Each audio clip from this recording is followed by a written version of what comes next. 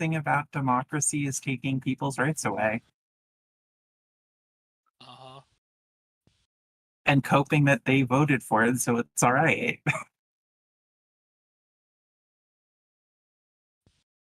I see. I'm not the only one having a moment tonight. I'm sorry. Did you think that's a moment, or do you think that's just my general opinion? I didn't realize we were all being so Look, flippant. I have very edgy opinions, okay? That's all I'm saying. Besides all the other things I said. I mean, I also have pretty edgy opinions. Katanas aren't even that good. Oh, also we're live, just so you know. But only recently went so. In the How the past 2 fuck is minutes. cyberbullying real? Ha ha ha, gamer, just walk away from the screen like, gamer, close your eyes, haha. Wait, I could have sworn you said something else besides gamer. No, well, all the other words. Oh.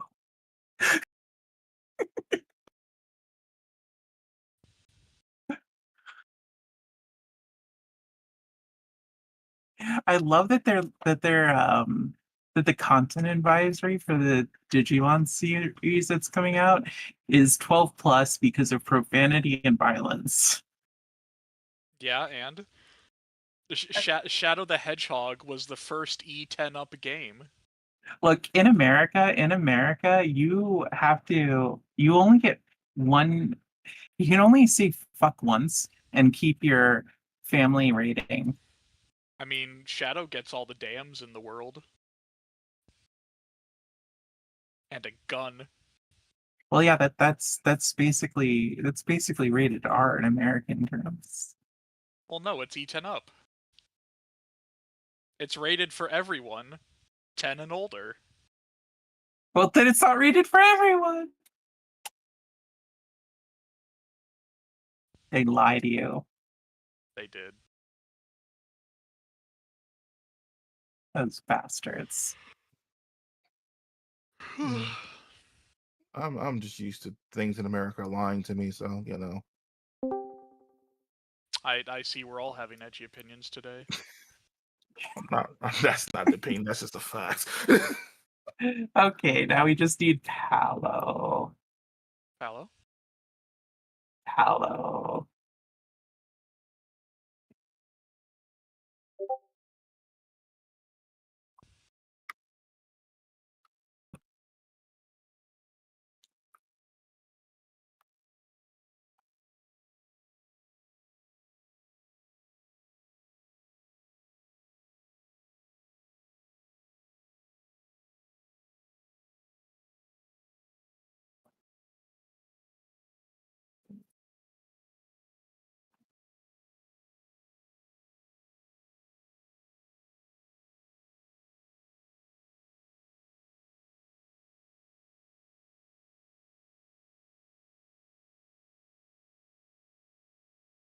Man, spacious pouches are so neat. Expansive pouches are better. Are they? It's a RuneScape joke. Is that even a... Oh. Well, that's why I don't get it, because it's RuneScape, and who plays that? They made this thing called the expansive pouch, and it's like a lot of effort to make, but it's basically the least shitty rune crafting pouch, even if you can't use the other ones anymore after you make it. I sworn there was a rune that gave you ghost touch. I believe it's called Ghost Touch. No, I mean from the runesmith. Why are you touching ghosts? That's kind of creepy. Spooky, even one might say. No, the ghosts keep coming in my face in the middle of the night, so I start slapping them bitches because they get on my damn nerves.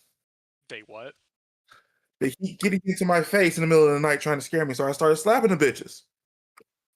Damn. I heard a different word. Shut up. I know what you think you heard, but no. Hey, look. I'm just saying, the thing that scared the ghosts the most in the world is when you can reach out and touch them. That scares the Oh ghost the yeah, I most. bet there's a lot to touch.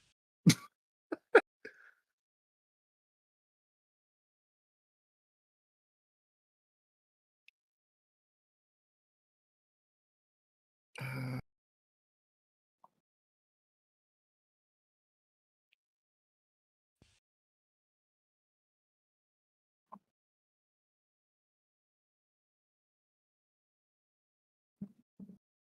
mm,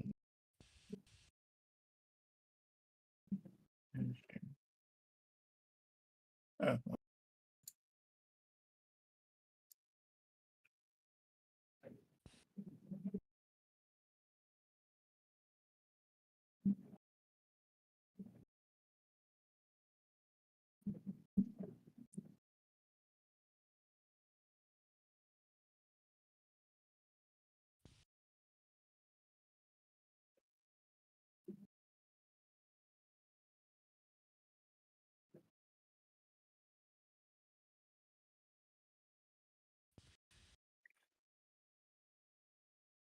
I got Swallow Spike armor because I'm small. In every one of my games, when someone plays a small character, They get vored. yeah, I yeah, don't know what tables you're playing at, but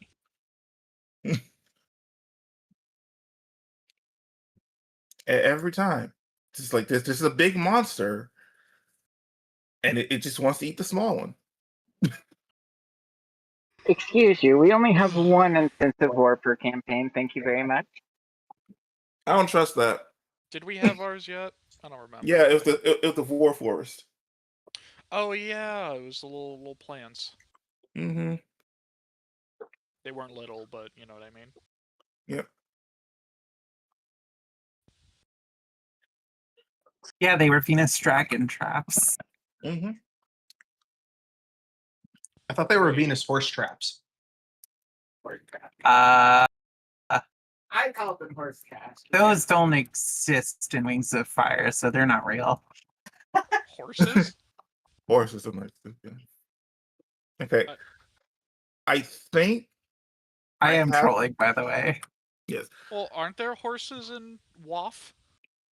There are, yes. Okay. But there Because aren't it- horses in RuneScape, and that's why you can disregard them. Okay.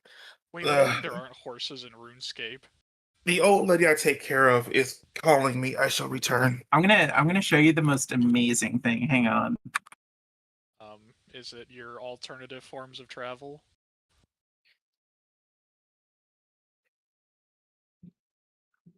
All right, this I'm gonna show you the closest thing that we get to the horses in RuneScape. I hope it's a fox.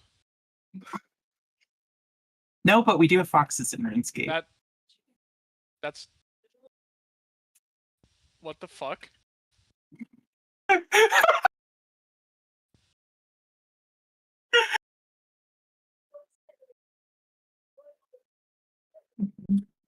This is some.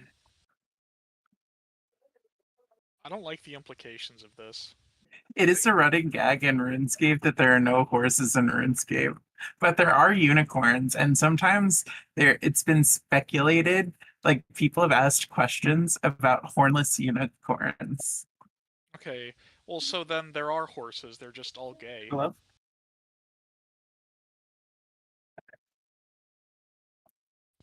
Oh. Fair.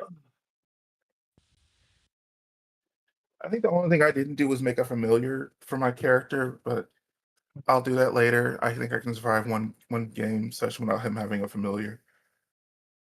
So you open the session with the tavern on fire. Actually, it's on lightning. I mean, isn't that just fire, but with an ass extra now. conductivity? You're fine.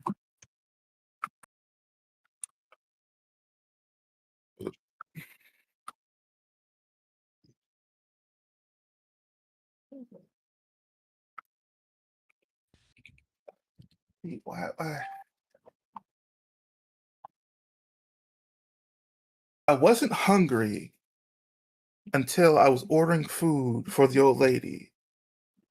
Now I'm ordering food. Now I'm hungry. It's some bullshit. Mood.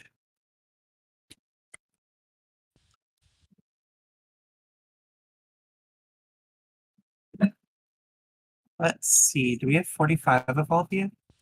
Oh, it's 150. Fuck me. Wait, no, it's not. It's 90. So we need purple. Nope, just purple. Excellent. Sorry, I'm blue. Dabba-dee-abba-da. Look, you don't need to know how I'm planning to destroy you all through the use of colors. That's a later ordeal for you. Well, you're the DM. You're always trying to kill us, so it's fine. Look, all I'm saying is that today you get the chance to unmake the space-time continuum.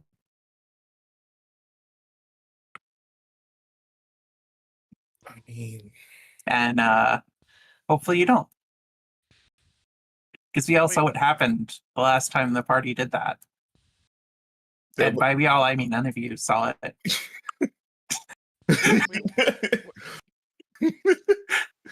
Look, I haven't had a party unmake the space-time continuum because they decided that they saw this really, really fucking crazy ass time magic in the room, and they're like, oh hey, what if I cast really, really high level magic that can interact with this on it? And then time just undid itself. I mean, that's like kind of my character's deal, but Yeah. is there or is there Also- not a character in our group right now that wants to turn the entire world into a rainforest? Wouldn't being able to mess with time to like have that happen be a thing that they could do? I mean, I- if that's what you get out of messing with the space-time continuum, that's base. But last time, also- the party ended up in an alternate reality where they ended up where events had changed and they got arrested. And they had to be broken out by a love that transcends space and time.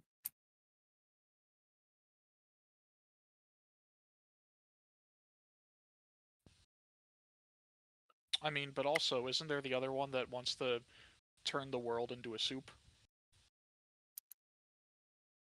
Good soup. Which other one? There's so many. The I feel like it's a very common desire to turn the world into soup.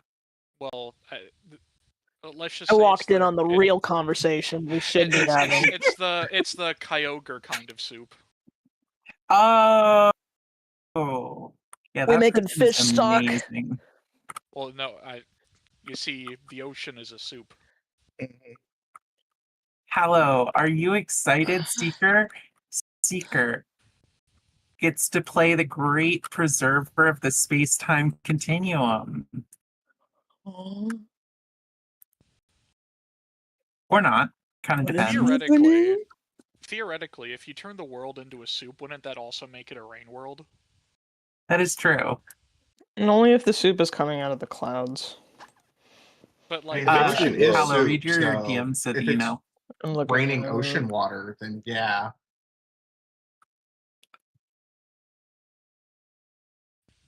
also, I never thought about this, but how salty would the soup be? Very. Fuck. Ocean Just water does tend to be that way. Yeah, and everyone's in it. Everyone's in it, and I never everything is in considered it. why. Why does ocean have to be bad water? Because of all the gamers you drowned in there, like if you throw that many League of Legends players into the ocean, the salt content gets pretty high. If I play I any can more imagine. Deadlock, I'll be able to season your food for the rest of the century.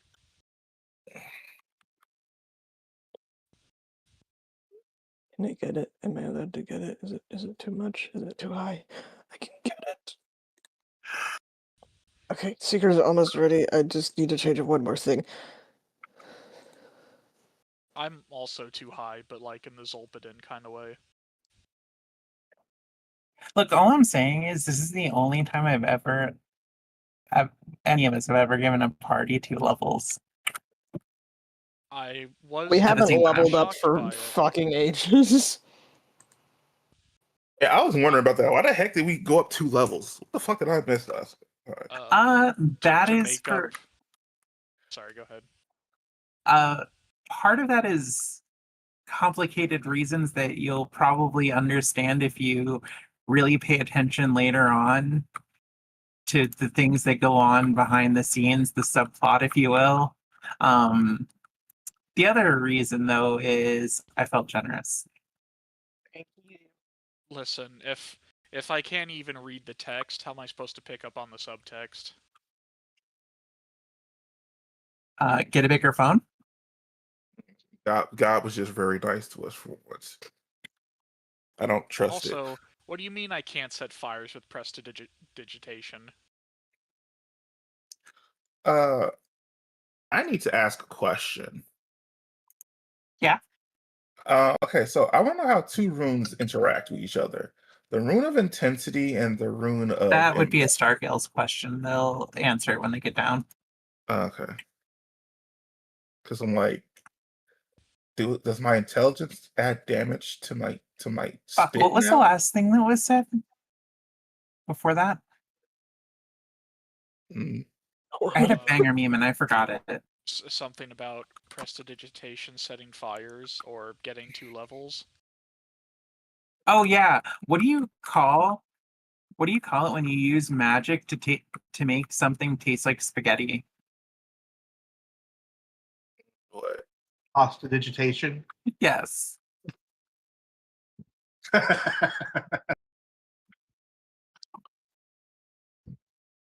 I don't even know why I bought this waffle iron.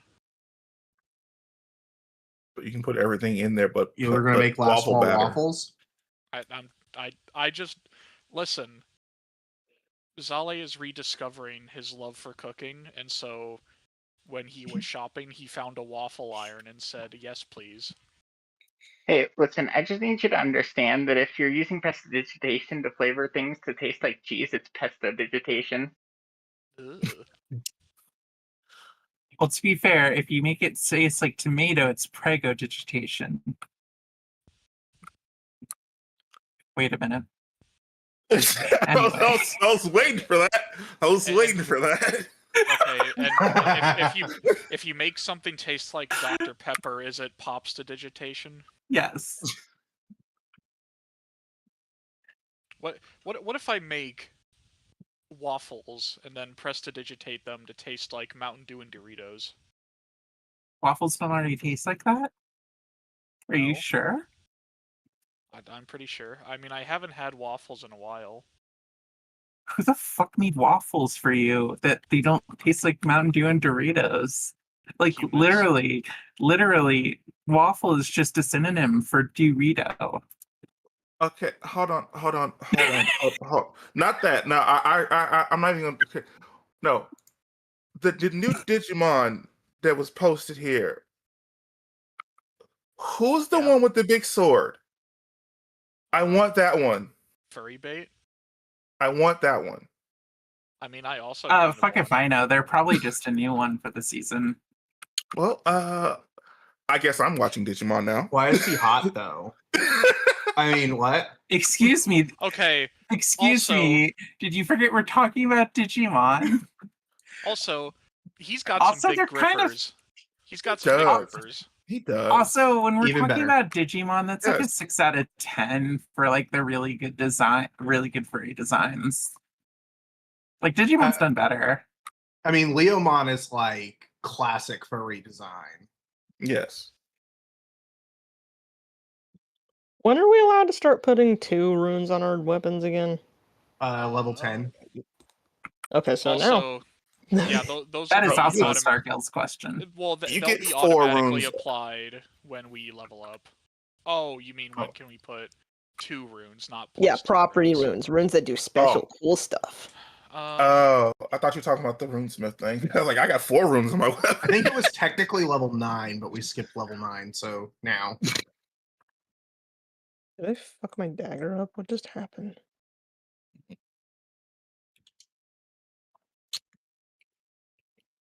Glowing dawn. No, I'm just obsessed with this fucker right now. Goddamn. I fucked my dagger up. What the hell did I do to my dagger? Dropped it in acid. Oh. And a wild last boss appears is amazing. Yeah, so +2 weapon potency rune is level 10. And then once you have a weapon level 2 weapon Also, potency wait. rune. Why are we only So- building our characters when it actually is time to start? You guys are degenerate. Hey, I am built done. my I character. brought a waffle iron. I'm done. I was just thinking about stuff at work, and I was like, wait a minute. If we're allowed to do up to 12, then I want the better dread rune. Because I didn't know that. I just did it last night. I've got Alright. my CCW and everything. Well, who wants to summarize last session?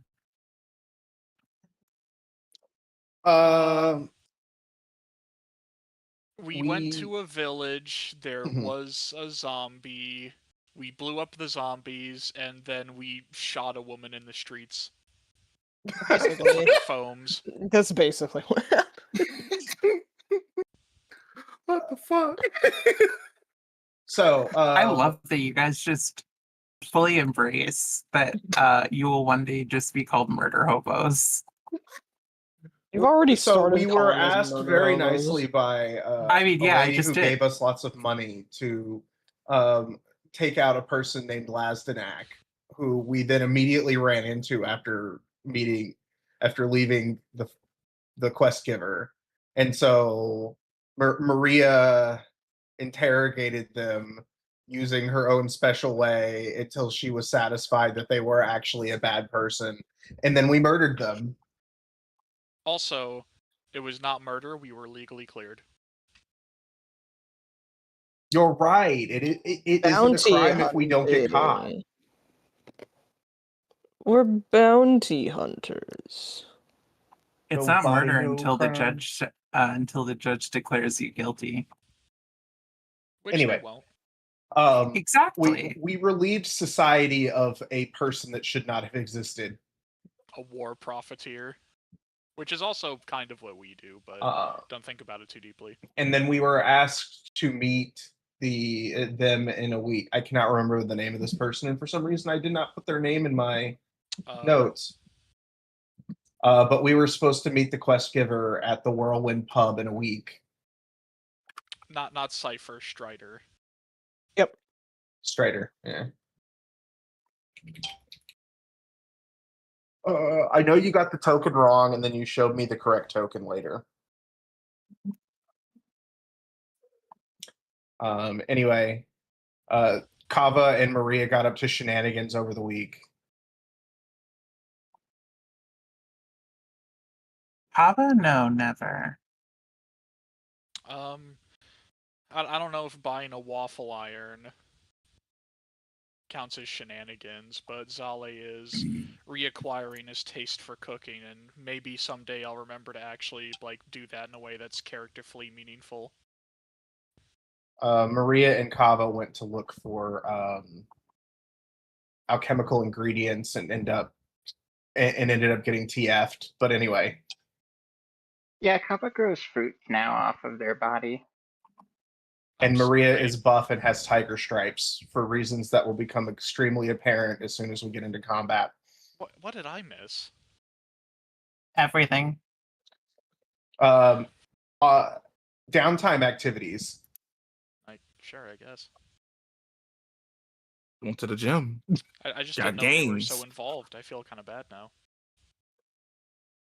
I needed a story reason for why my character was respect, because I can't just be like, oh yeah, her class changed. Like I needed something that made sense for Maria, and this made very much sense for her. But again, I will explain it in character when it becomes relevant.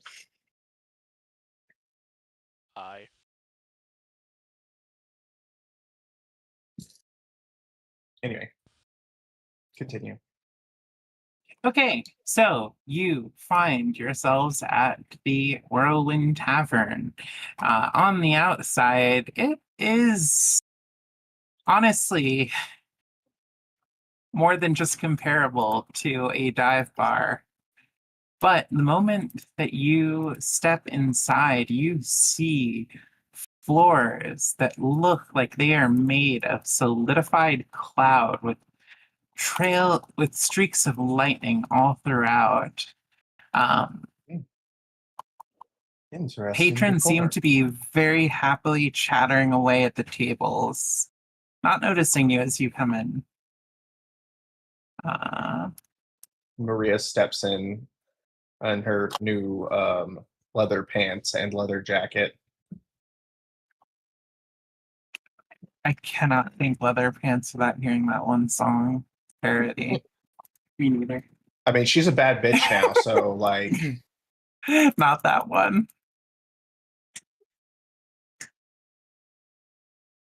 I will Oh, say yeah, it's a dude. Lady Gaga song parody. hmm.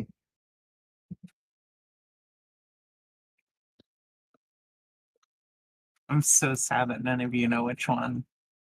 I Except the do. Perhaps made Stargills, by- except the Stargills. Sorry, my token isn't right. I'm updating it. Was it perhaps made by a person with a name that rhymes with beard gal? No. Damn it.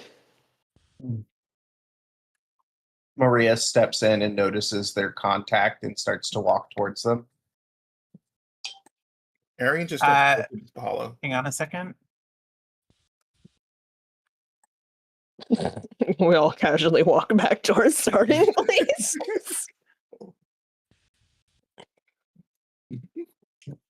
I just wanted It's to say fine. Time just rewinds like 6 seconds. Mhm. Oh, wait, they were not supposed to be here. Oh, no bad. They weren't supposed to be there. Sorry. Oopsie.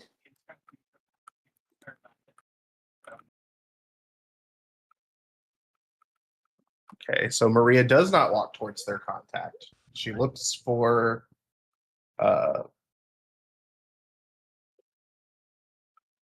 Strider.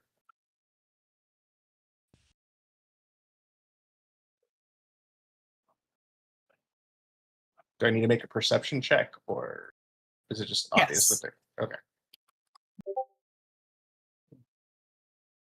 There you go. You will never be able to hear Bad Romance without hearing that song instead. Oh. I have not heard this The song funny- in years. The funny thing is, I can hear Bad Romance without hearing that, but I cannot hear the word leather pants without thinking of that song. That association is forever ruined. Let's take his leather. Or Foskia.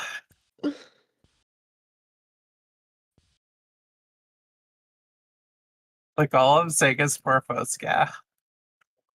Fosco. Like Foskia's the one who would rock leather pants. Come on, we know.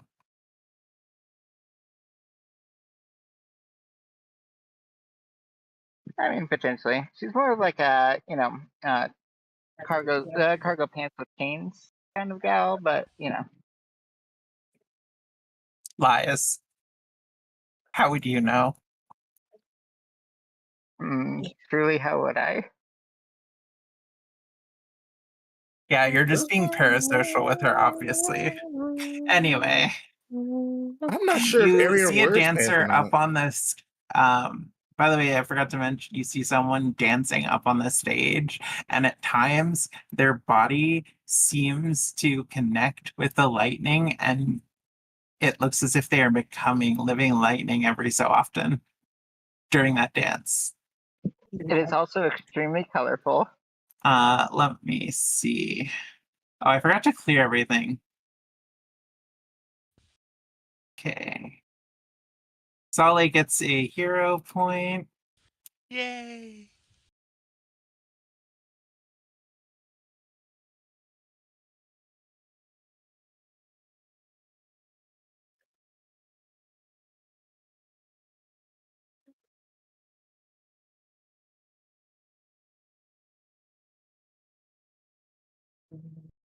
All right. Let me just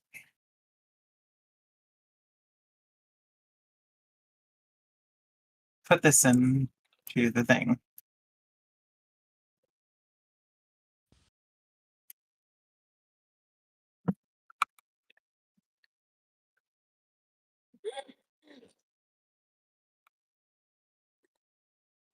Did you see my perception check, or do I need to roll it again? I saw it. I'm gonna type some stuff in a minute.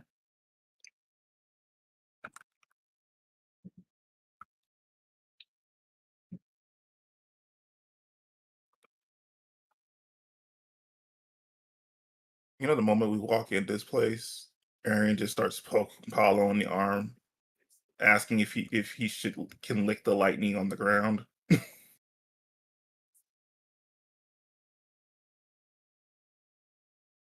You know, it's probably best not to lick the lightning. Usually one Kava, rides the lightning. Kava would actually just say, well, the best way to perform science is to lick the thing and see if you die or not. Maria rubs her I- temples. I did not prepare enough healing potions this morning, did I? Yes, I cannot in good conscience recommend doing something like that. Hey, I mean, if you have enough air elemental in you, you can technically survive licking actual lightning, but it could also be lesser lightning, in which case you're probably going to survive anyways.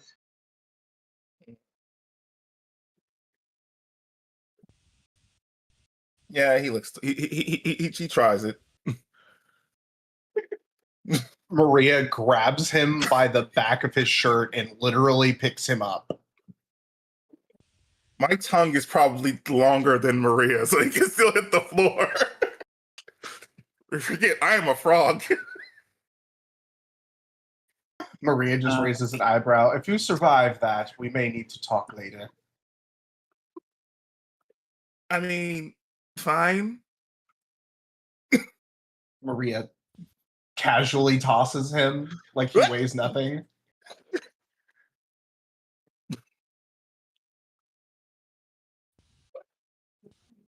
You didn't have to throw. That was rude. You didn't have to throw me. Seeker slowly steps away from Maria.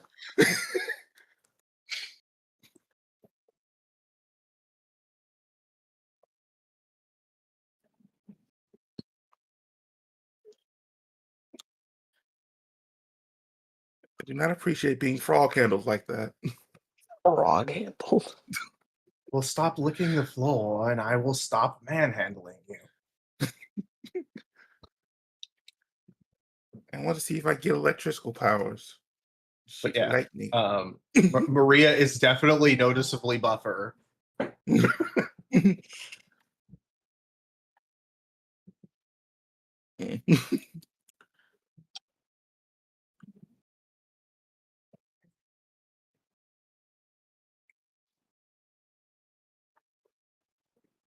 I'm not decided what I want his familiar to be. A Should I fly. just- He's gonna want to eat it. Okay. then. Your secret chats are updated.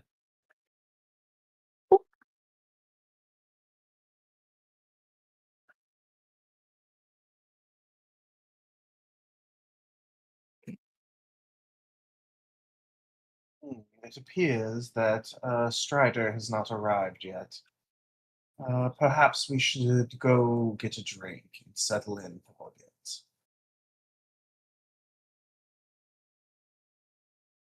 I'm a bit parched myself. I wouldn't mind something.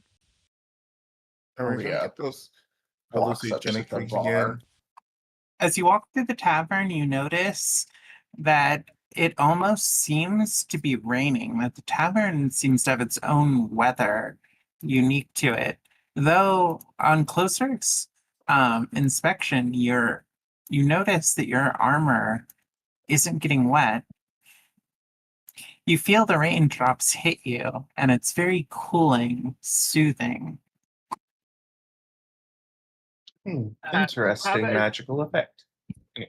Since Kava is part plant now, are they getting nourished by the rain? Yeah. Sure. Okay, excellent, excellent. Kava suddenly starts like growing extra fruit because of the rain. Oh god damn it, what the fuck happened to my game? Wait, Kava's that part plant now? The fuck? When did I missed one Uh, session. Yeah, this is the whole shenanigans that happened in the downtime. Listen, Kava tried to go find the Great Pumpkin, and the Great Pumpkin apparently was a servant of the Lantern Queen. The Lantern said that Kava could bear to be more gorgeous, and that's when Kava became part plant. Hey, Charlie Brown. Yes, and then they went on an adventure with Maria to go get some alchemical ingredients. Oh no, it was all part of the same adventure. Yes. Hello, tell me when your shit is working again. And Maria may or may not have been bitten by a weretiger. But Oh, that's where Atsushi's the not in stripes this come from. yet. Huh? But Atsushi's not in this yet. Look, Yeah, if no one had yeah. any reaction to that, it was gonna hurt my soul. I thought you were speaking in tongues for a second. I'm sorry. I'm always speaking in tongues. Well, yeah, that's what it's for. Sylvaria is very good with her tongue, I imagine. I'm free. I am a very cunning linguist. Where's everybody? Bar. We went to the bar.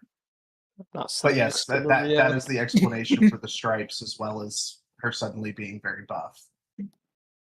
I feel like Zali in particular would have had some commentary on, all the different changes before everybody went inside the bar, but he'll basically start now. Fair enough. So, just a colloquialism, but the major object of visual interest in the room right now. You look different. Ah, yes. Well, Kava and I went on a bit of an adventure last week. We were looking for some alchemical ingredients and ran into a weretiger. I was unfortunately bitten, but I managed to stabilize the transformation. So I'm only partially a weretiger. Are you gonna eat us? No, The- not unless you ask nicely. The bartender looks at Zale and says, this one was told that there would be a descendant of laborers coming. However, the payment that you are to make has not yet been given.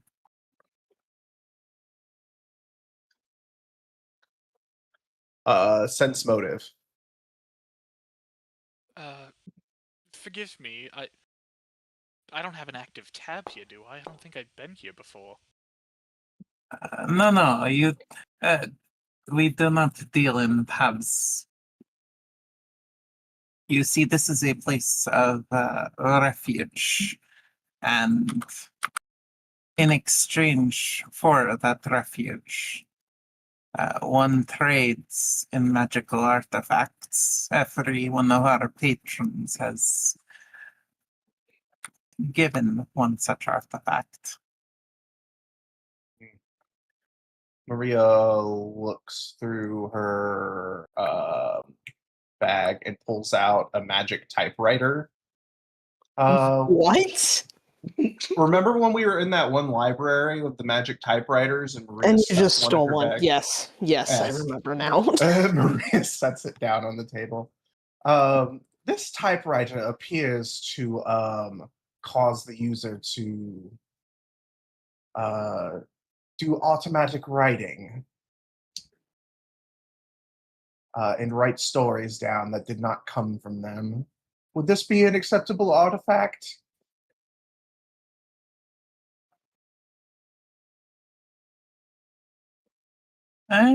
She examines it for a moment. This would pay for some of you, yes. This one would advise. When it is said that this is a place of refuge, this is a very accessible place of refuge. You shall find that we have patrons who come in from all over the world. Ah, so this is an extra dimensional space that is accessible through multiple entry points. Seeker kind of I I am so far away from the situation. Seeker gets off of the bar stool for a second, comes and kind of awkwardly sidles up in between Zali and Maria, and Maria just lays, picks him up and puts him on her shoulder. lays a coin down on the counter.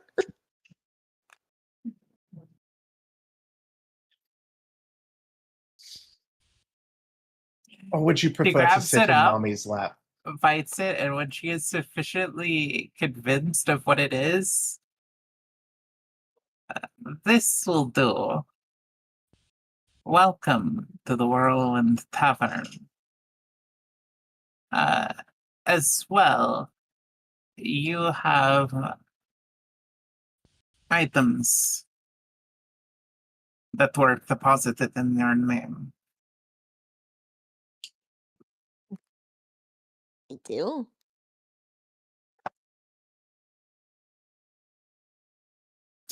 Yes. You see, this is not just a place of refuge, but you may also find our services allow you to deliver to fellow patrons or people who are to become patrons. I wonder who left stuff here for us.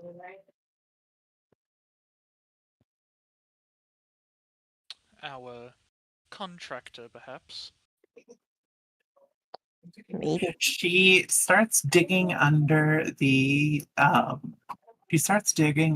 bar before she pulls out a pouch with each of your names on it. A singular pouch with each name on it. Reaches in and pulls out six strange devices, each having a clip attached. Maria picks hers up and examines it. Can I make a crafting check to see if I know what it is? Go for it. May Zali do similar? Yep. I did select crafting, didn't I? I am going to use my hero point on that.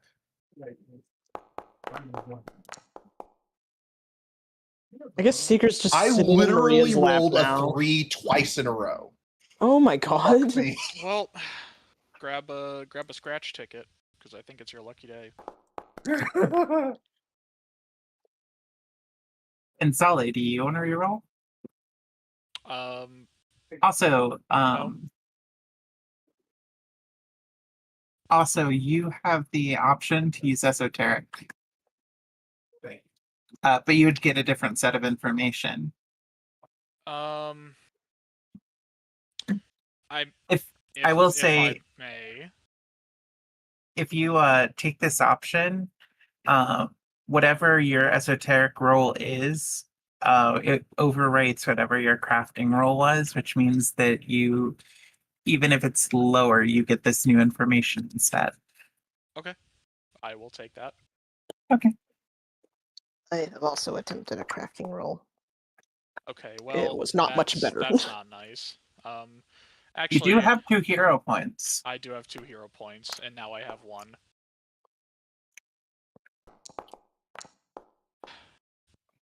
Well, that was a load of barnacles. Okay. Seeker and Ariane, you both notice that these are very finely crafted from a shockingly lightweight metal. It almost feels weightless in your hands. And it seems very cool to the touch. There's a trace of magic on it, but you don't know how to activate it. Question, And there's- for Sale, go ahead. There's no silver on this, is there?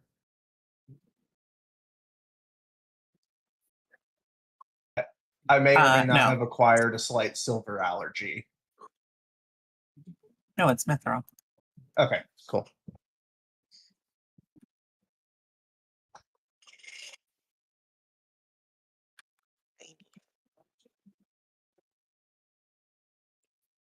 No. Shit. You okay?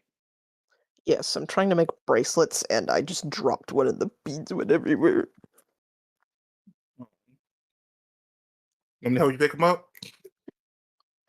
Well, they went into the blanket, so it's fine. Ignore my Oh. silly noises. That's fine then.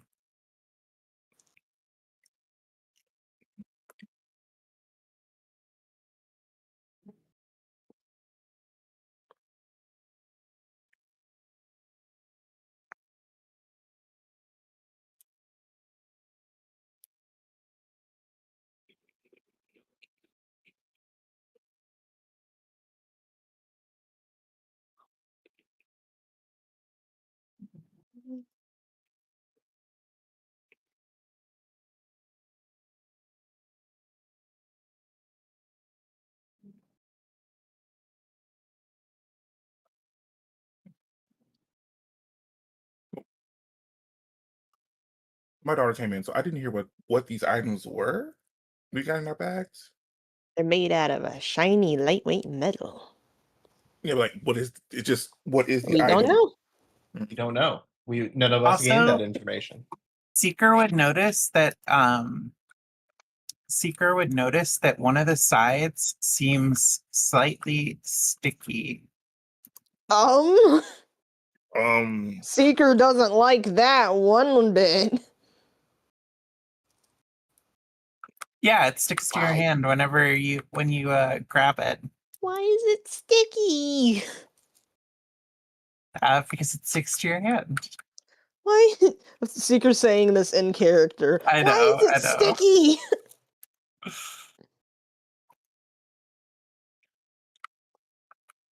There's no way to like open it or anything.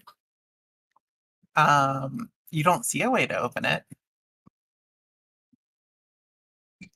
Can I do an Arcana check? Sure.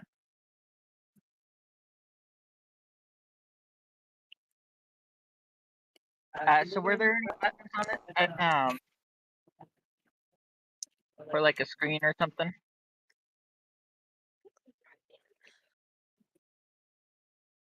Sorry, say again? Were there any buttons or like a screen on the device? No screen, one large button on the opposite side is the sticky bit. Wait, are they all sticky? Well, interestingly enough, you notice when you pick it up from the counter that it doesn't seem to want to stick to the bar, but the moment that sticky side touches your hand, you have to pull it off.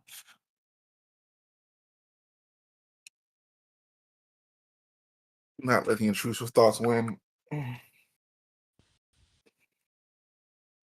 You know, there's so many really, really mundane objects that you could just describe in the most. Anyway, Okay, so you said there's no screen, but the button was the sticky part. no, the side opposite the button, opposite the side that the button is on is sticky. Seeker presses the Okay. button.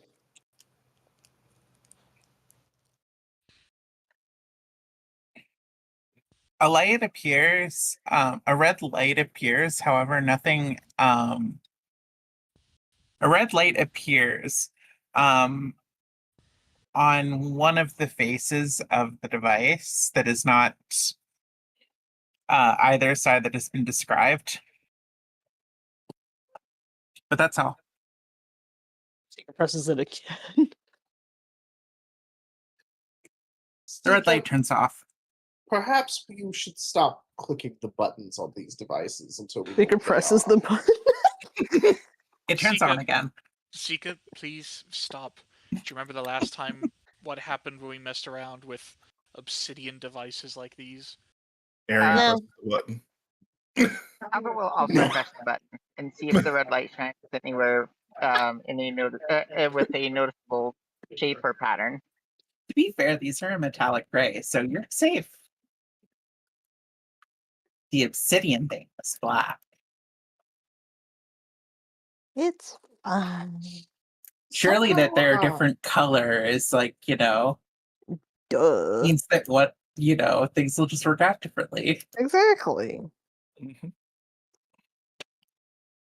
Well, yeah, Kappa will press the button, and then the side that lights up, they'll point it at like the bar counter or something. So The bartender just chuckles at that. does the Si- clip? Sorry, go ahead. Go ahead. No, I was gonna tell you to go ahead. Does the clip look like it like attaches to anything? Like maybe you could put it on a belt or something? It looks like it can be attached to a belt, yes.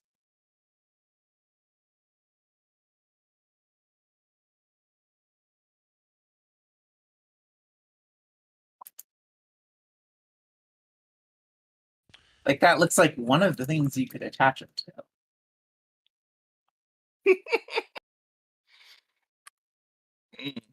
Well, I assume the sticky bit means you could attach it to more things, but like Yeah. That is true.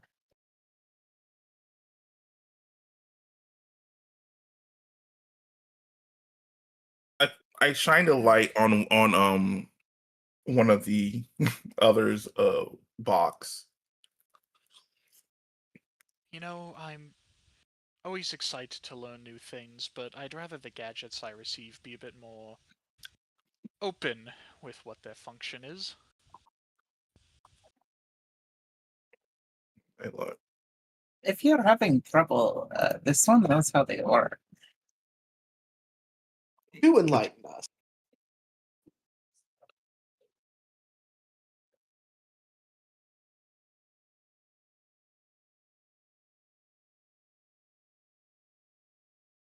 She taps the side of her head under her ear along her muzzle.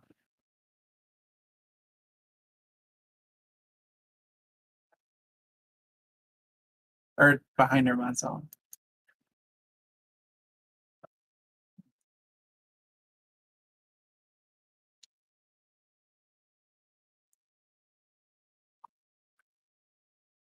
Try Maria putting it watches. there.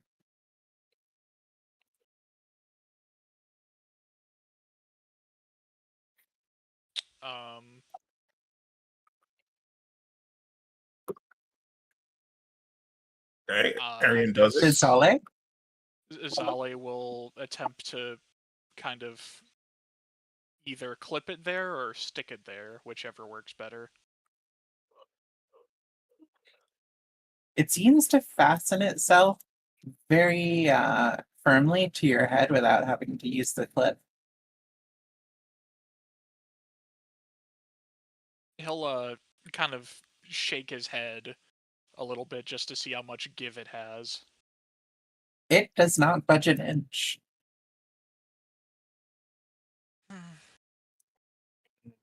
Command zone. As after about 10 seconds of having it on, Zale goes momentarily blind for about 15 seconds before before seeing an indicator telling him to press the button. It just seems to be floating in midair.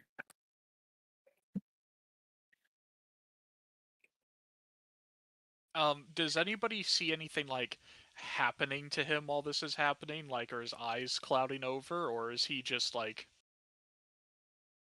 Nope. They just see Zale responding however Zale would respond to going momentarily blind.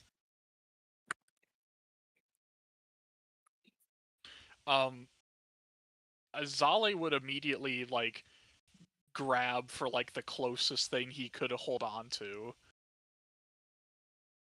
So I don't know if that's gonna be, The bar. okay. She is next to Maria. Well, because that would be the other option. It would be like Maria or Oh, if Kava, you want, which would just sure. let's make this fun. Are you okay, Zale? Okay. 1 or 2, he grabs the bar. 3, he grabs Kava. 4, he grabs Maria. Maria it is. Well, He just reaches out and grabs Maria's chest.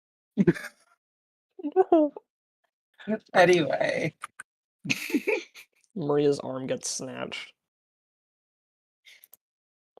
Everybody else can see him just like firmly grasp onto Maria wherever his hands happened upon, while his eyes seem to dart around like really frantically, not looking at anything in particular. Are you You okay, okay? Zale? He does a lot of like rapid blinking and subtle breathing. Oh no. What happened? But then eventually he'll I don't know if he can feel that he's touched something inappropriate, Probably. but he'll try and reach to like hold on to the bar instead before he sees that indicator and then presses the button.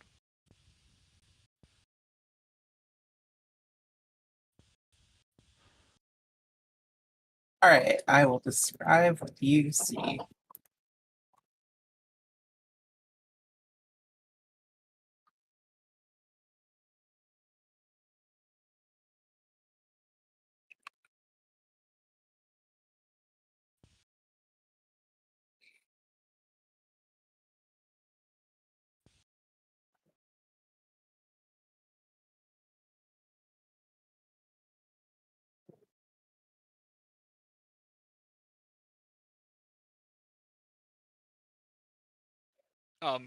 While he's reaching around for the bar, he would just start saying, "Oh, do you have gone blind?" Oh, that is not good. Maria stops herself as she was about to follow suit. Aaron already pushed the button on next to his head. Hearing that, Kava will just listen intently for a bit, and then does Dolly say anything about the indicator?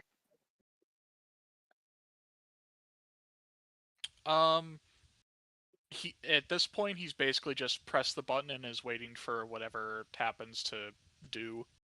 So they would just see him like press a button after a little bit.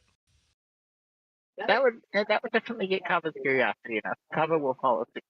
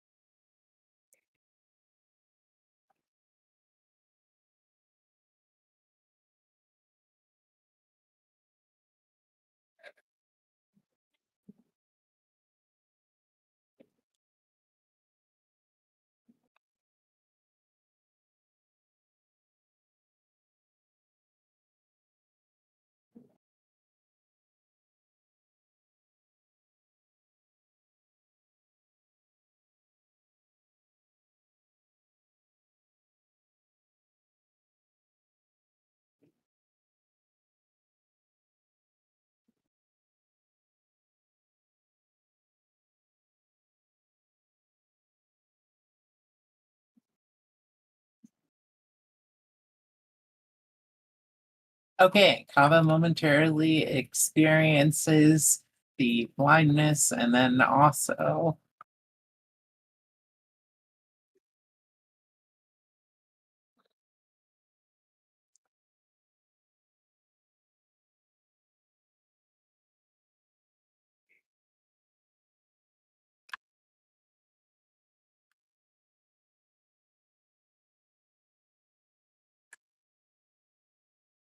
anyway, we're also continuing that joke.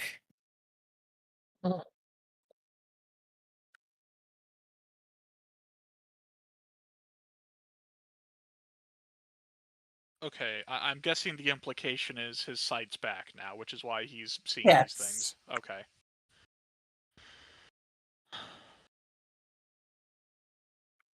Well, this is intriguing.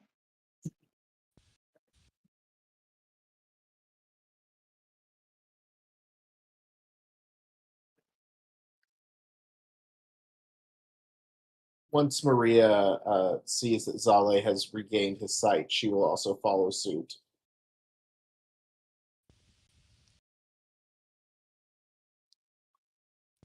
Assuming Zale sees her do this, he'll just say, hold on to something. You don't want to make a fumble like I did. Kava will follow that up with. Gods, I should be making you guys roll fortitude for this. I mean, if you're just going blind, technically it's not much different from closing your eyes. But Well- the afterward. Well, for there's a little bit of nausea, yeah. Well, for Zale, it was just, I'll say, like, shock at being just, blinded so instantly is my thing. Look, I should be giving you nausea. Roll fortitude saves. Well, at least I have one more hero point.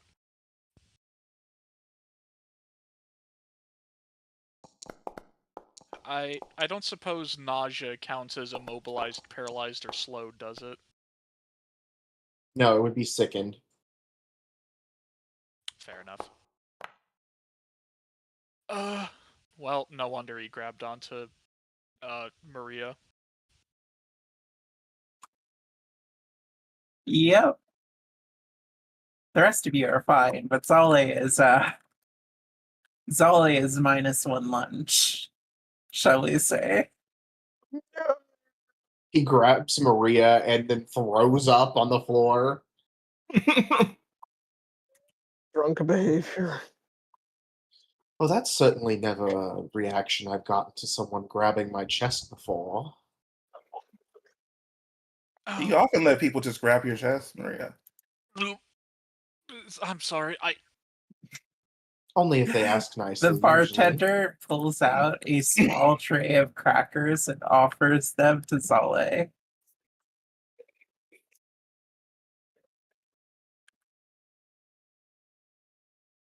Sorry, one moment. Seeing the mess he's made, he will in fact cast prestidigitation to clean up the mess he's made.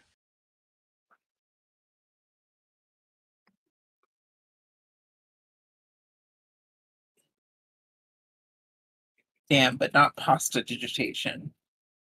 No, because No, that would be gross.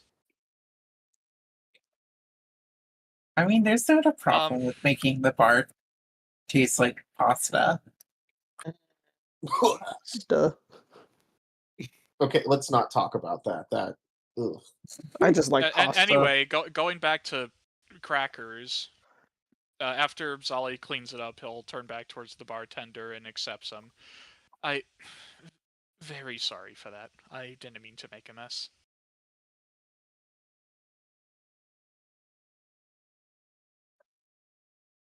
It is a more common occurrence. Well, as someone imagines you would be, you could imagine how common an occurrence it is at the bar. You know, it was only at the behest of some noble sponsor did I get invited to such elegant places, but this is not only so impressive, but so homely.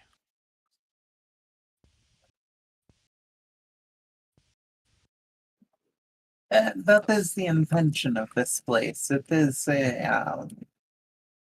the closest that the many adventurers have to the way home.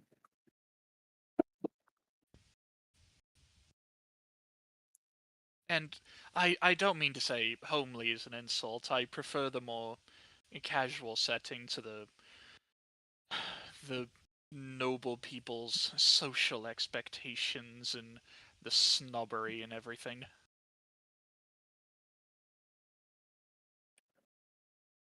This is why I stay in the forest.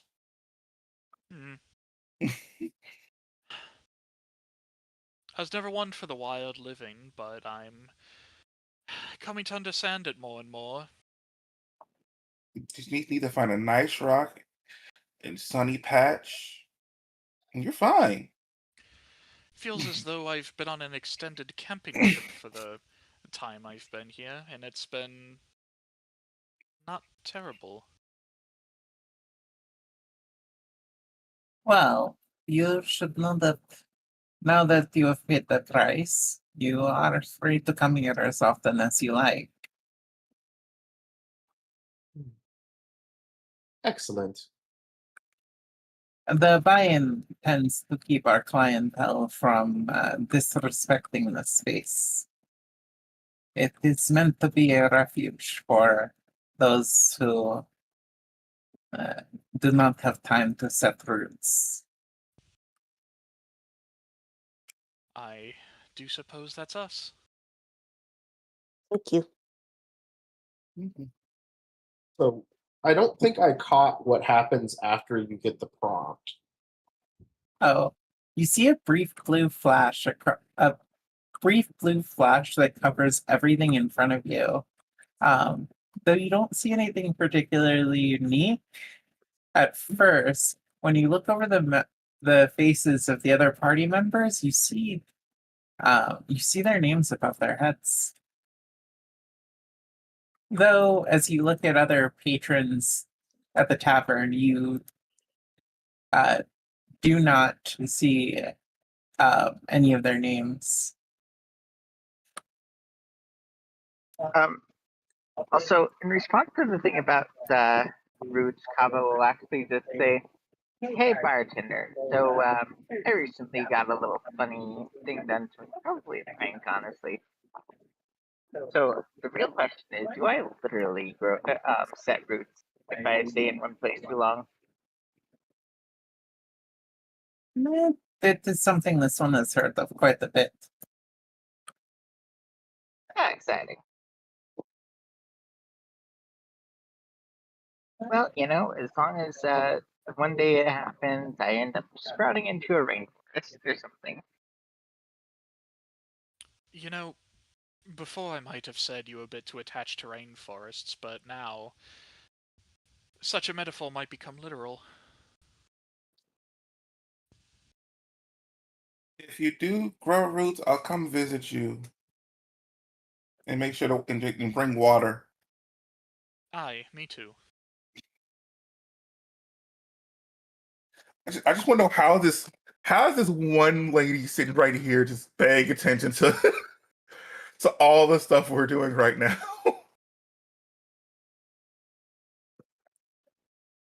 She seems to be primarily focused on you. For what reason? Well, you don't know. Wait, on me? On each of you, Okay. collectively.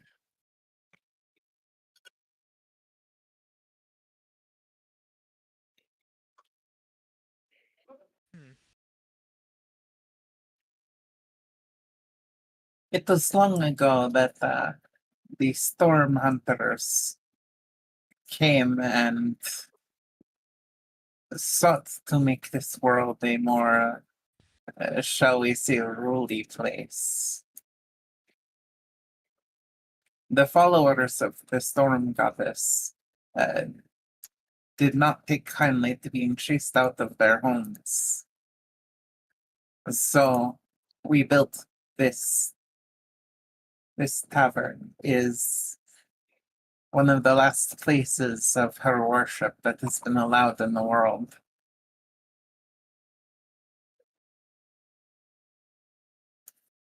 Interesting. Well, given the storm goddess would be the one responsible for the rains or shell of those lovely trees that I like so much, I suppose I should pay her some homage, or them, or whatever. As it so happens, she was a part of the pantheon worshipped in the rainforests. Well, isn't that convenient? There were several gods and goddesses who worked to maintain the rainforest, whether it was to give each of the creatures different colors. Each of the different creatures and plants, the most beautiful colors, whether it was to maintain the storms, whether it was to maintain the lakes. Each of the goddesses and gods had a place in the maintenance of the rainforest. But when the people decided that it was too dangerous for them to live in, because they did not wish to respect the land anymore, instead preferring to bend it to their will, they decided to hunt and dethrone the goddesses, to bind them.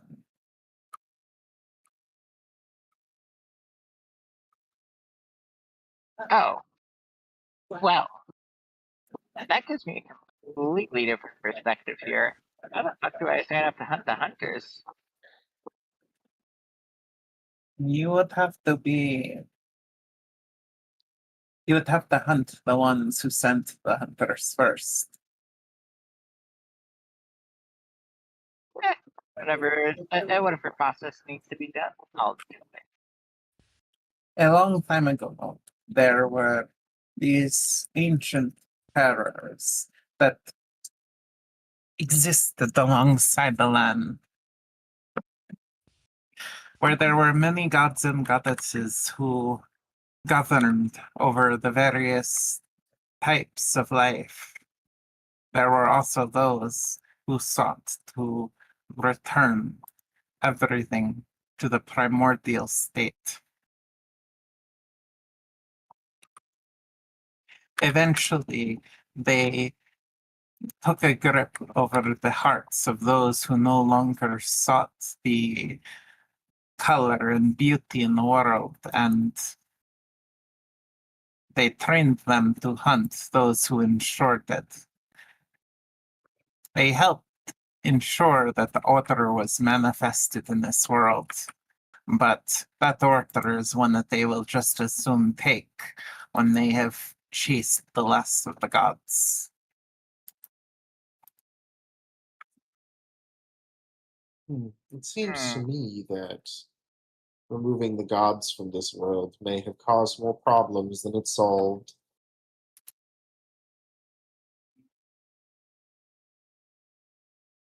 The gods were deeply interwoven with the nature of the world. They were essential for maintaining the balance of forces. Certainly, it meant that there were many deaths in a world that was far more prone to the wilds. But those deaths were always those who did not have an appreciation, the ability to live alongside nature.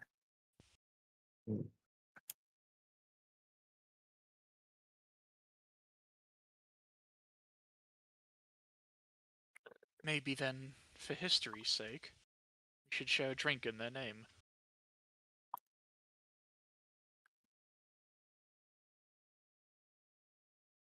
And then perhaps we see if we find a way to set some of this back to the way it should be.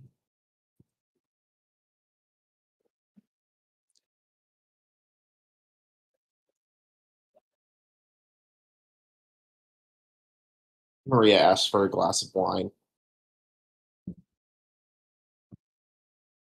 She manages to grab one of the glasses from the upper shelves and fill it with wine from one of the barrels. To the gods. Maria raises her glass.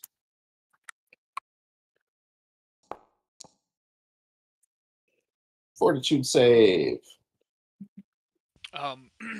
I guess Zali will also get the same wine and raise a similar toast. You know what? Kava will pull some of the fruit off of themselves, set it on the counter, and then just ask, "Do you have anything that can quickly ferment this?" Sorry, that was way too much at once. All of you go again, go one at a time. Maria raises a toast to the gods, and then I roll the fortitude save because I was drinking.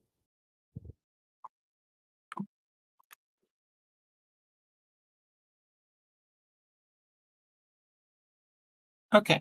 What did Kava do? Kava pulled a few pieces of fruit off of himself and set it on the counter and asked the bartender if he had a way to ferment them quickly.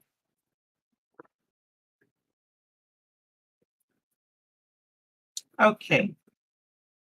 Maria is definitely quite a bit more than tipsy right now, and she pulls out, and the bartender pulls out something that looks a lot like a large fishbowl, and indicates to put the fruit in them. Also, strong Kava wine. will do so. 33 fortitude save, didn't Fishbowl.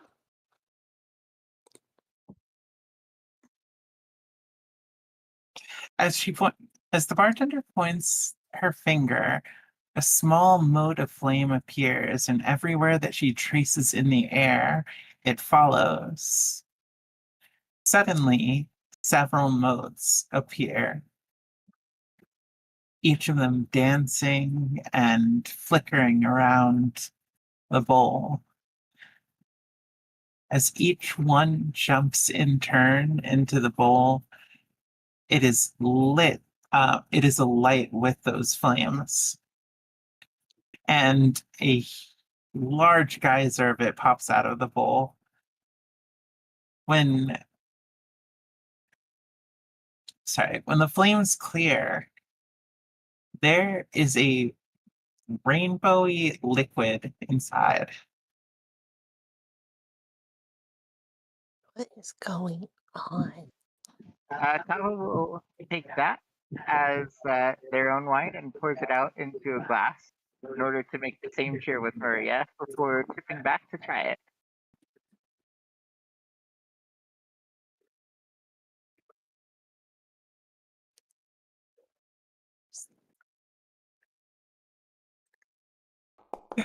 Does Seeker actually ask what's going on?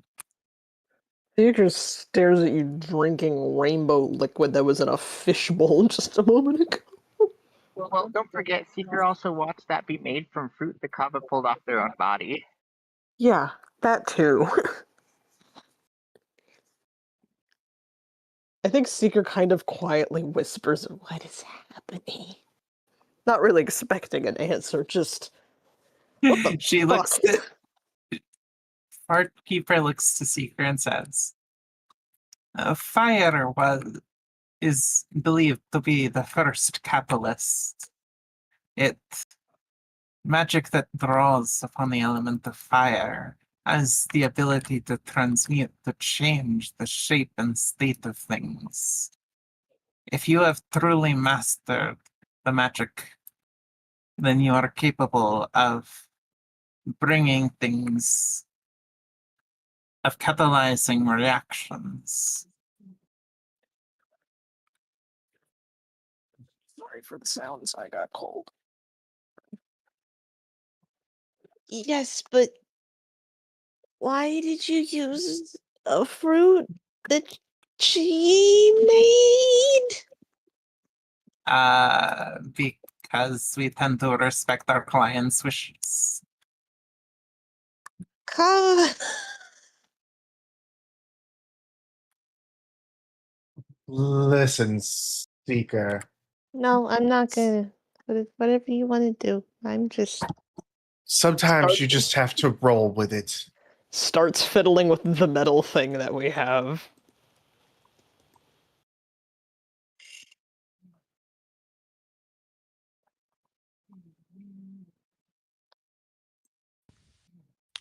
Zali will order the Wait, same wine. actually, after Seeker starts messing with it,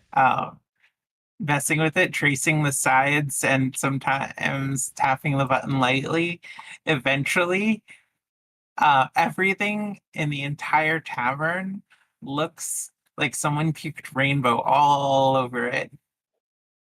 And the lightning strikes across the floor are all different colored lightning.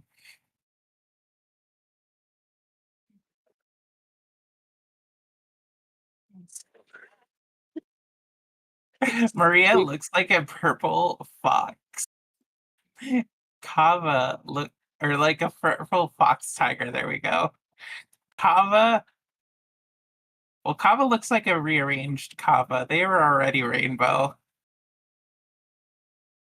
Seeker looks like they're having a really bad. Kava will pull off another piece of 36 to Kava's fortitude save to try their own wine, so to speak. Huh? 36 to fortitude for Kava to Oh, try I their already said you're a bit more than tipsy at this point too. Okay, cool. Kava will then just grin and pull off another piece of fruit and just offer it straight to Seeker and say, "This will help you feel better. My fruit tends to be rather healing."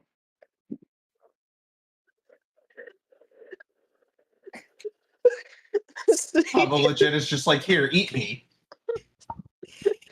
Seeker starts crying. Maria, who is very tipsy now, tries to comfort Seeker and accidentally pats him on the back a little too hard. Seeker falls off bartender- the bar stool and just stays there on the fucking ground.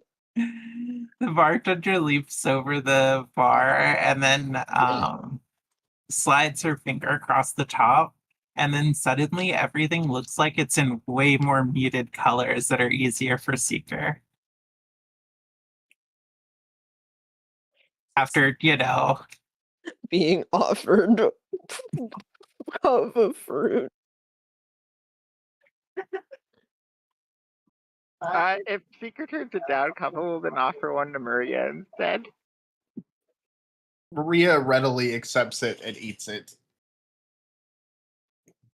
While you don't have any damage, it would have healed you for a decent bit. she also starts to explain these devices, one of their original purposes, was to scan and moderate colors. Well, then of course, they made one that was capable of making things far more colorful. Basically, some people had the problem with being overstimulated by too many colors and understimulated by too few. And it was intended to fix that. They've Wasn't come a long way since expecting then. it. She just had Seeker on the head. Yes, but why is it displaying my friends' names? I know I'm a little tipsy, but I don't think I need help remembering my party members' names. Because it taps into your brain's understanding of things. It effectively reads your mind. Why did it make everything bright rainbow then? For the reason that I said, if you play with it, there are settings that make everything way more colorful because there are certain people who have problems being understimulated with how dull the colors can be for things. Ah, as my father once said, don't play with it too much, you'll go blind. With what too much?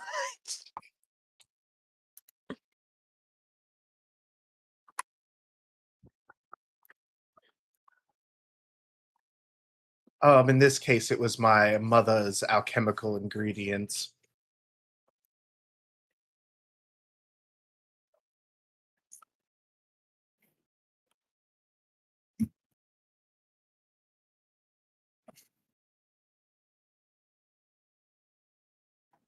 Sorry, 1 minute.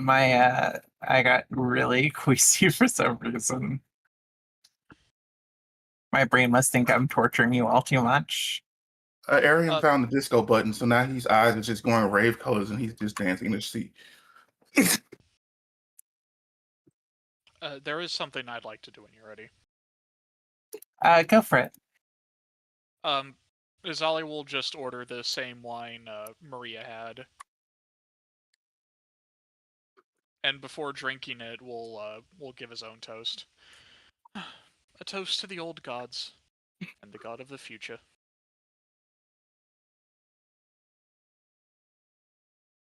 So this one was wondering, what does bring you here? This isn't exactly a come and hang out spot, shall we say? We are adventurers, aren't we?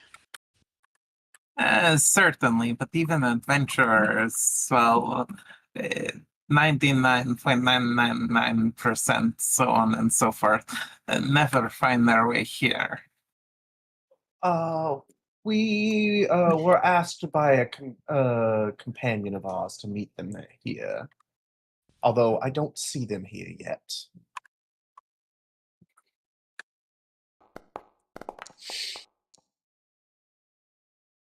We're just kind of waiting for them. Whenever they show up. If they show up. Or if they don't show up. I mean, they went through a lot of troubles to get us here, and if they just don't show up, that's kind of stupid. And well, if the one who summoned you here comes, could always tell them to wait for a bit if you need some rest. You seem a bit stressed. Nap time? It has been an interesting week. I'm not stressed. I'm having a great time. This place is colorful as fuck. Honestly, whoever you have dancing over there, they're making rainbow lightning, and that is the coolest shit in the world. It is very cool. I just don't. I don't want to eat your fruit. I'm sorry. My fruit can literally keep you from dying in the middle of battle. You should probably acclimate yourself to it. Honestly, Sika, with everything we've been through together, I feel like this is the least of our asks. Besides, it likes to grow on my wings mostly. It's not like growing in weird places. Is there some fruit on her wings right now? Yes, there's like 3 pieces of fruit left. Can I have Look, one? I'm just wondering when one of you is going to call her Sure. Tropius. Yeah. Right. Yeah. Arian Oh, Arian flicks his tongue out, grabs one of the fruit, and just pulls it back. Tropius, the banana-beard Pokemon. The fruit is very Sorry, I'm tropical not flavored. sure. It's not even like white mango flavored. It's like as if your brain tried to combine the flavors of all of those tropical fruits you've tried as one single flavor, and that's what you taste. Nice. Seeker slowly looks more and more curious. I would say Zali would consider it, but based on his recent fortitude save against the latest alcohol, I think at this point he's going to be refused service. I mean, the fruit isn't alcoholic unless it's fermented. So Wait, if we Maria- get you drunk and you make fruit, would the fruit be alcoholic then? I'd probably need to drink a lot of alcohol for that. I'd probably die of alcohol poisoning, or maybe not. I've had enough weird alchemical concoctions that I might somehow survive it. I don't want to test that. Generally, if you give a plant alcohol, it will just process it back into simple sugars. So, if anything, it would probably just make the fruit more sweet. Acres Volker, check in. slowly reaching for a fruit and hopes nobody notices. Also, the fruit was quite delicious, Kava. Thank you. Yes, it was. You make great fruit, Kaba. Can I roll Can I roll thievery to try to take? Thievery to what? Thievery to take a fruit off of Kava's wing. Sure. Yeah, so that would be you'd have to try to put Go. it at the stem so that way Kava doesn't notice it.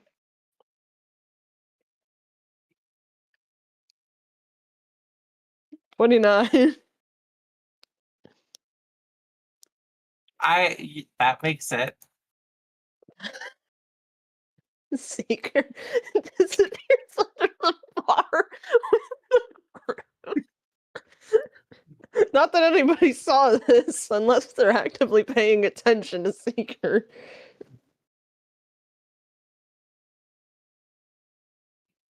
I'm actively paying attention to Seeker. You're the I just missed bartender. what they did. No, I'm not making the accent. The sky voices again. Do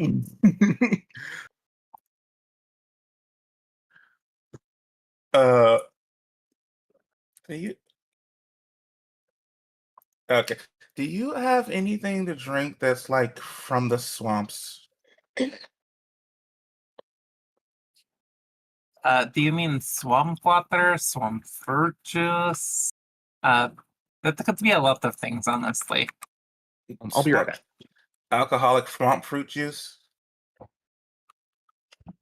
Ah, well, she thinks for a moment.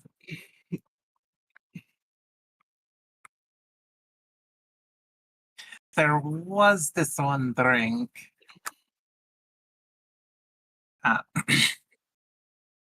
The Bard's Passion. I have one.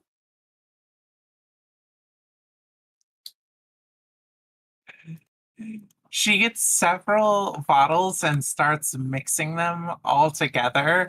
It is something to watch and a tiny bit disturbing. Oh God. But by the end, once you're sure that she is surely mixed at least 20 different types of alcohol into one and squeezed a few different fruits, she gives you something that seems to be a greenish orangish color.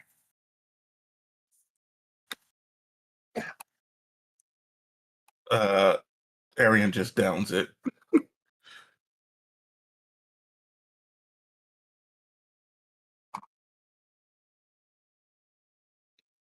This one does have to warn those who ask for this particular drink, though. It sometimes comes with the overwhelming urge to start singing every song that you know. Once again, Arian just downs it. Roll, roll. Fortitude. Yeah. Fortitude and will. Fortitude. Oh, he's not going to resist the singing. He has no problem with that. Whoa. That's a 36 for the Roll performance. +2 to performance. Go. Let's go. I. Hold on. Oh no! Well, I will say this, no one expected you to be particularly good at performing, and you met expectations in that regard.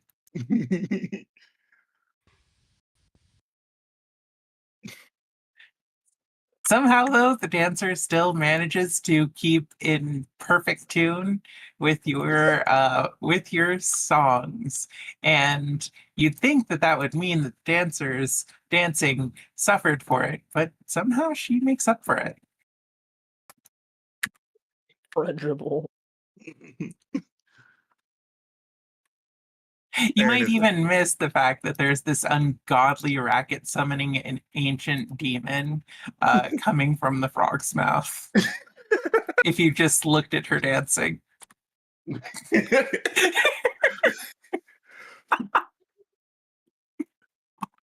Look, no, he's not a singer, but he does not care. He's having fun. Karaoke night, let's go. Exactly.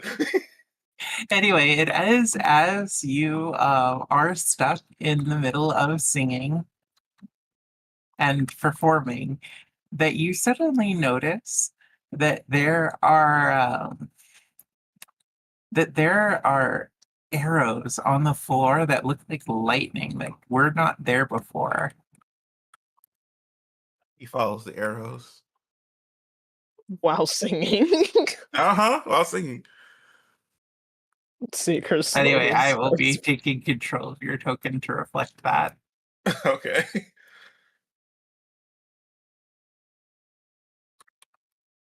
What does the party do as they are watching?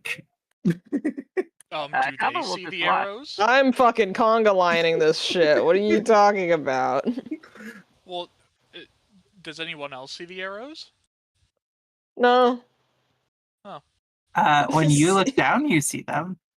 Seeker's just following along and starting to sing. If Zale looked down, they would see them. I don't know if Zali can look down without falling over. Well, yeah, if Kava sees the arrows at all, they'll follow them. Seeker's not paying attention. Just follow the frog. Follow the Zali will- frog. This is a conga line. Zali will like almost get off his seat, but then realize he probably can't even move right now, so he'll just stay planted. Suddenly, you see what looks like a door coming out the side of the staircase, even though it does not look like there should be able to be a room there. Open the door.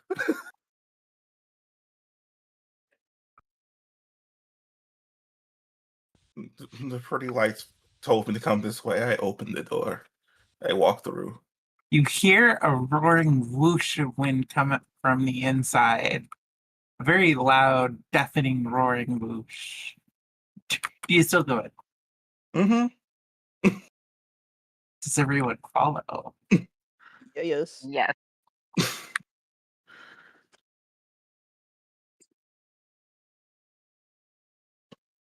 Okay.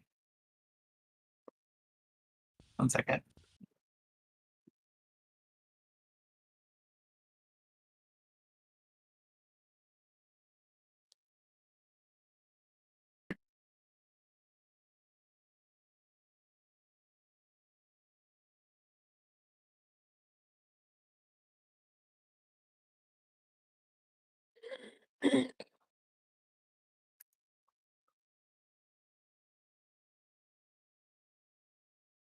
I almost took Rune singing, so it would be kind of funny if he started singing just runes coming out of in the air.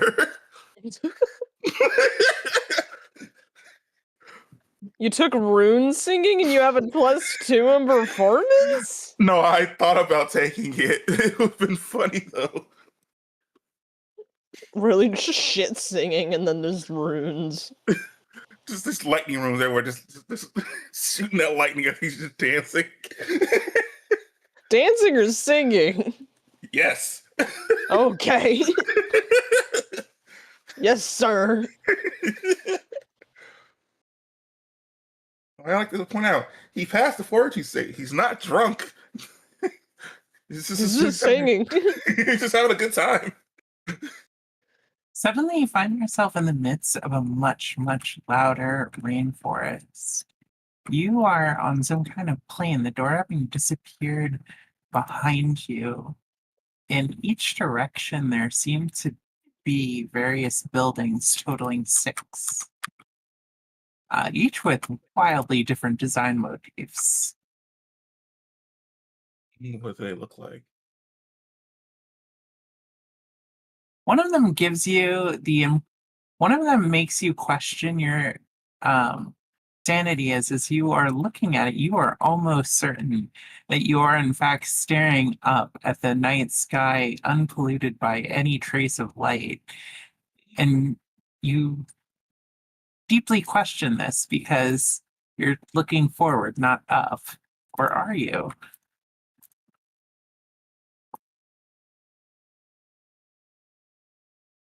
The other's walls, another's walls seem to look they're as if there are ocean waves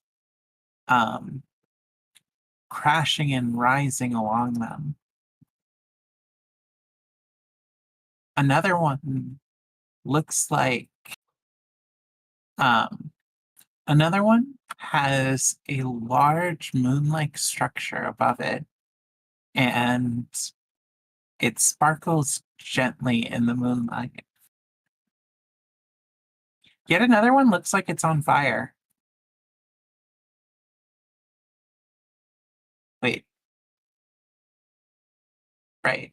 On fire and is very bright and hard to look at. Finally, one of them looks like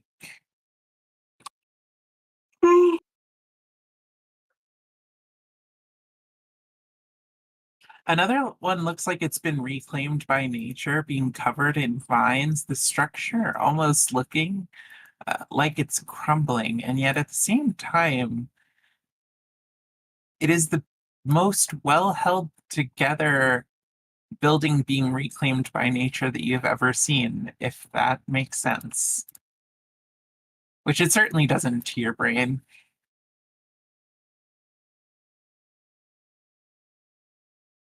Um, can I go to the one that has the moon over it? You could theoretically go in any direction. Whether you'll make it to the end is the question. And alive, even more so. Oh.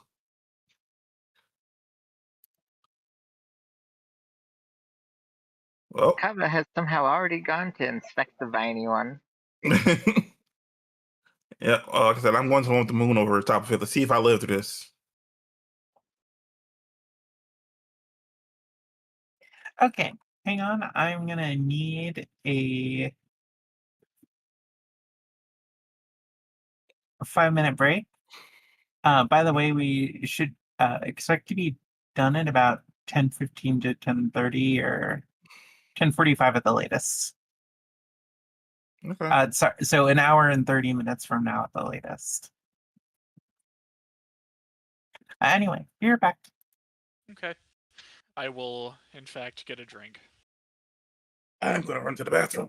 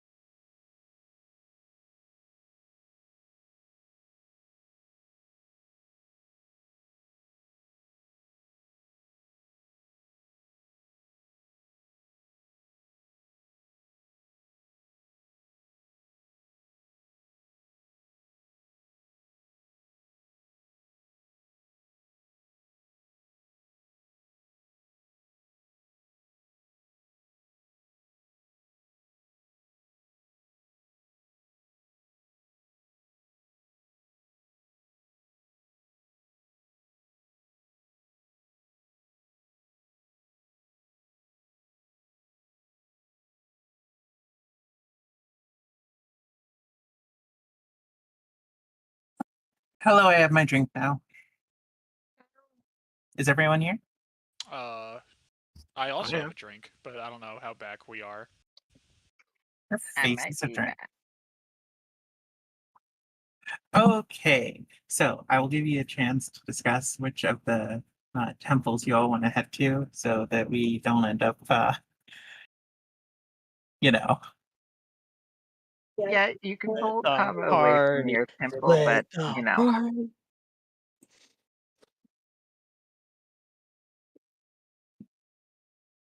I think we all said we want to go to a different temple. Yeah. Yeah, I kind of noticed that.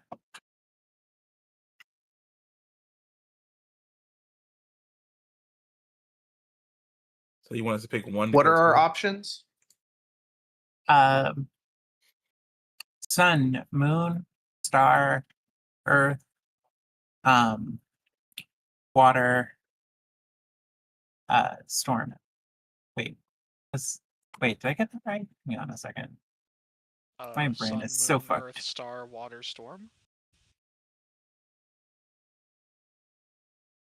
Well, as we all know, the water temple is always the worst one. So let's avoid that one. Is a star not a sun? You have made Kaya very displeased this day. I'm sorry, that was a bit of a meta joke, but anyway. Sorry, Um, okay. Sorry. Moon, sky, sun, earth, ocean, star. My vote would be for the Moon Temple.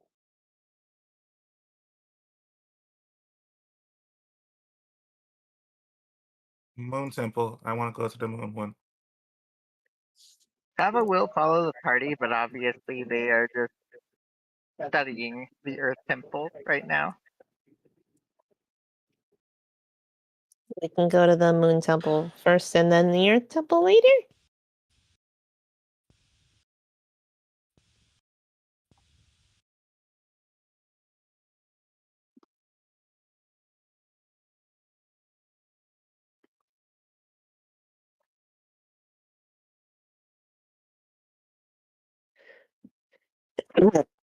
I'm so sorry.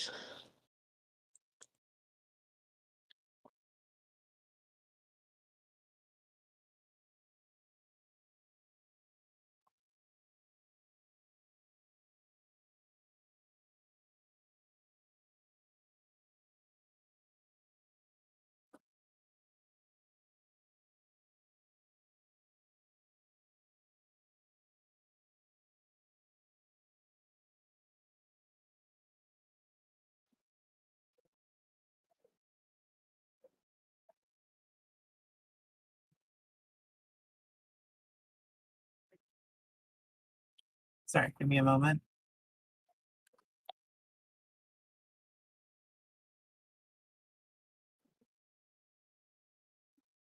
Gotta fix one.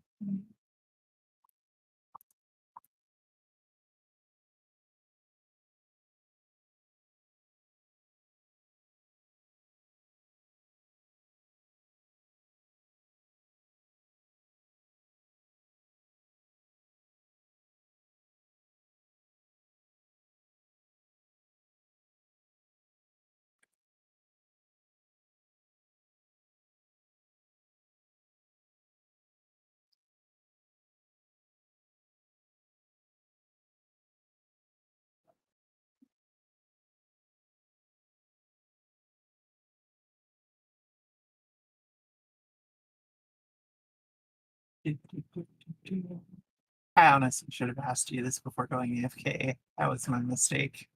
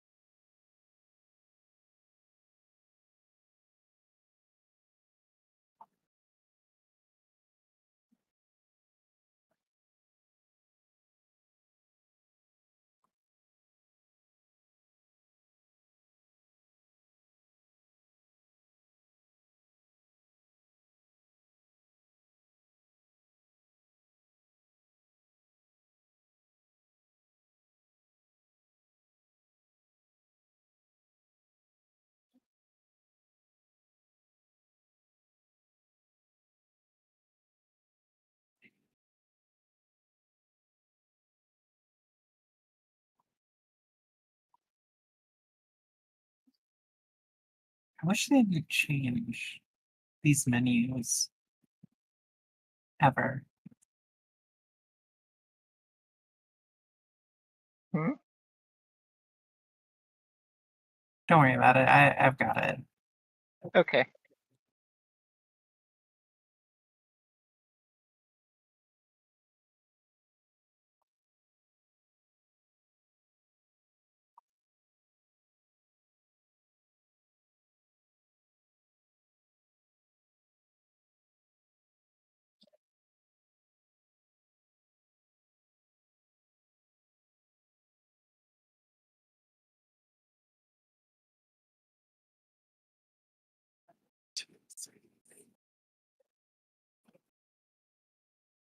Just making sure I have this set up right.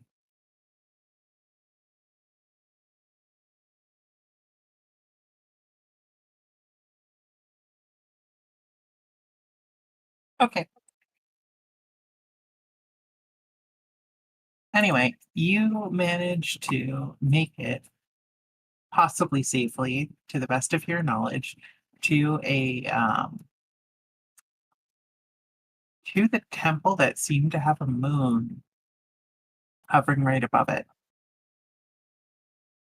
A mini moon. Maria seems heavily fascinated with the moon. You see a temple that looks like it is a place of worship. It is very well maintained, and towards the end of that temple seems to be a pretty massive dragon that seems to be curled up asleep.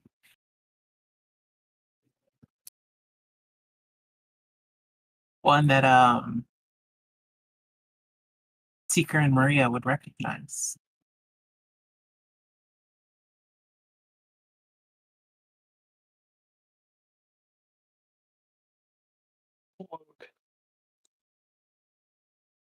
Very large dragon. Is it a? They were is it a- admittedly smaller though the last time we saw them. I think they were. Is it? Is it a good dragon? Debatable. I mean, that is Mm. knowledge that you wouldn't have. Only one way to find out.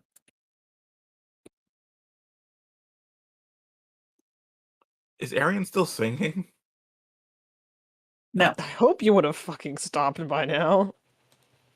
you definitely sobered up after some of the shit that you've seen. Maria is going to slowly approach the giant dragon. I follow Maria. Hello, I hope we are not intruding.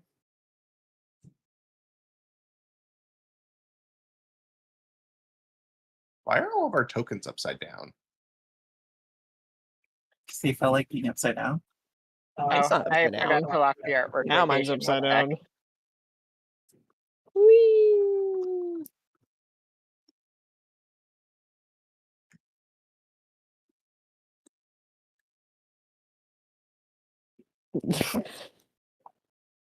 Hey, we'll just go back Yeah, upside this down. is fine.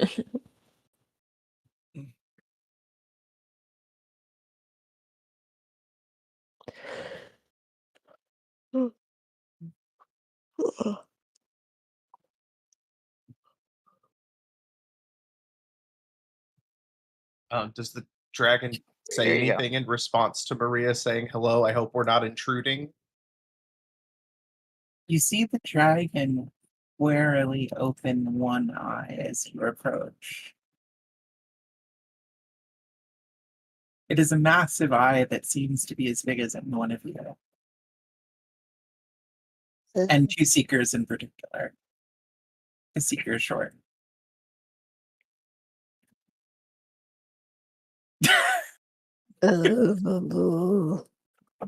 And then you notice that there are other eyes all along their body, including their tails. It is a very purpley, finny dragon with eyes at the end of each of their tails, well, before a large puff of blue. And tentacles coming out of places, and razor sharp claws that look like they could gouge you to death. Maybe we should like leave actually. It's Kava adorable. will just look at it like, reminds me of those horror novels I used to read. They also had a lot of weird racism, but anyways. Perhaps not bringing up racism in front of the giant killer dragon thing. Anyway, Maria turns back to it. Hello? The dragon yawns rather loudly. It's hard to distinguish from a roar. And then says, I am rather offended at the notion of me killing others. I like to think that I've lived a rather vegan lifestyle. Oh, I do apologize. I didn't mean that you were a killer, and more that clearly you look like you could kill us if you were so inclined.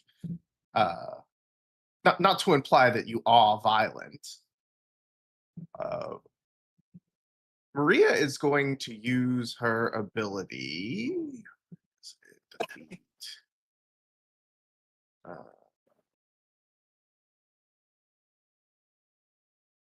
Did I not take that? 1 second. I'm trying to find it.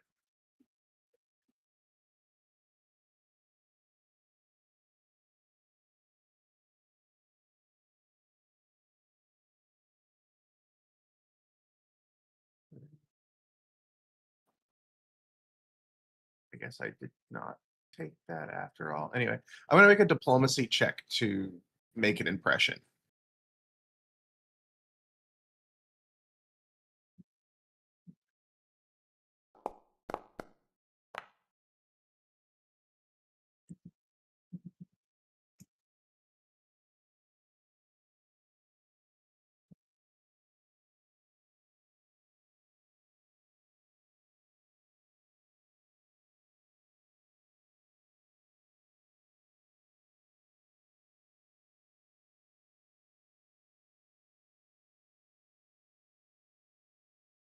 One moment.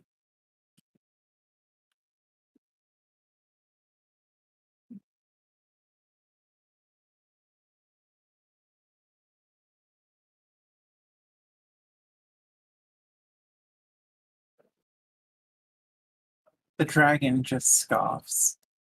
Mortals.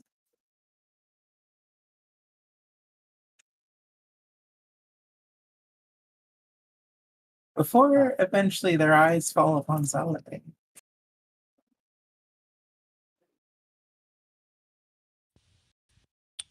He will meet her gaze, but otherwise not say anything.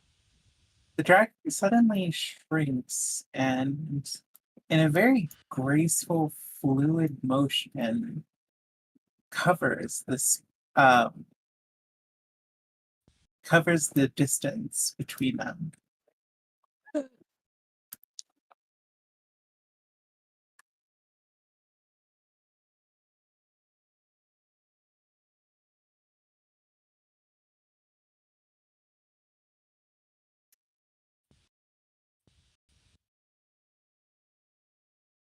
You, I remember you.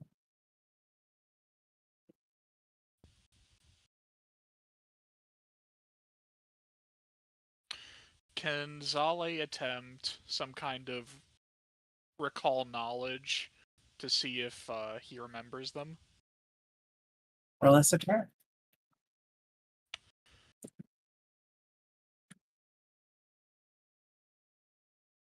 Okay.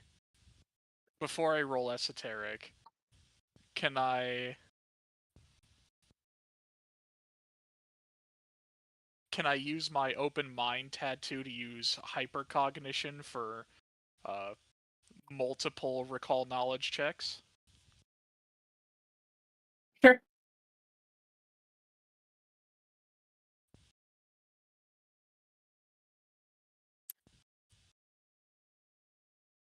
Although it says I can instantly use up to 6 recall knowledge actions as part of casting the spell. I don't know if that means I have to use different skills, or... Actually, I do not know that either.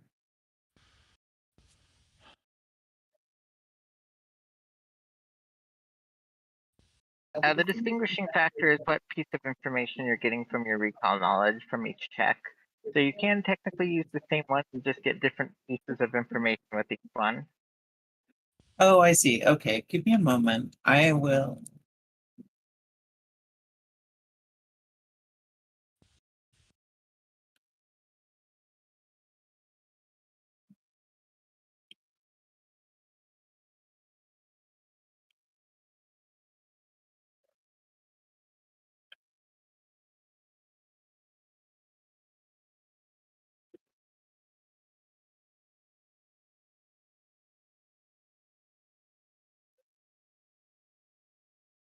Let's see.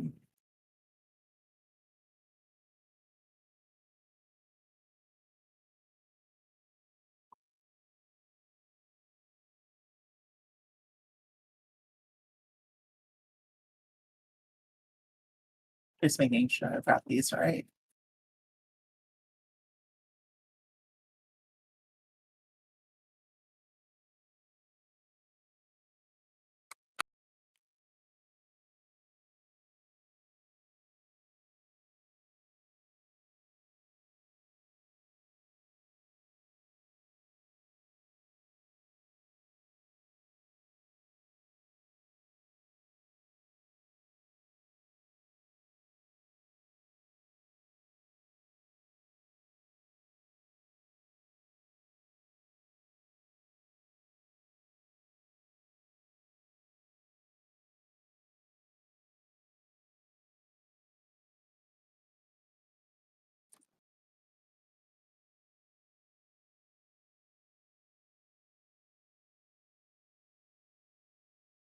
Okay.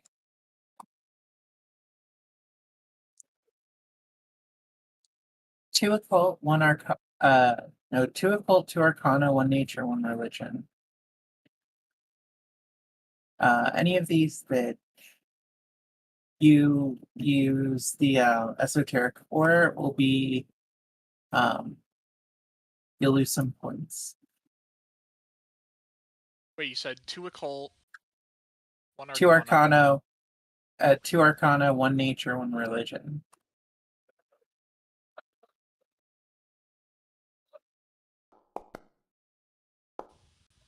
Make them secret. Yeah, make them secret rolls, and I will tell you what information you get. Oh, lucky you. That was a very bad roll. Yeah, I saw it. That's 1 occult, 2 occult.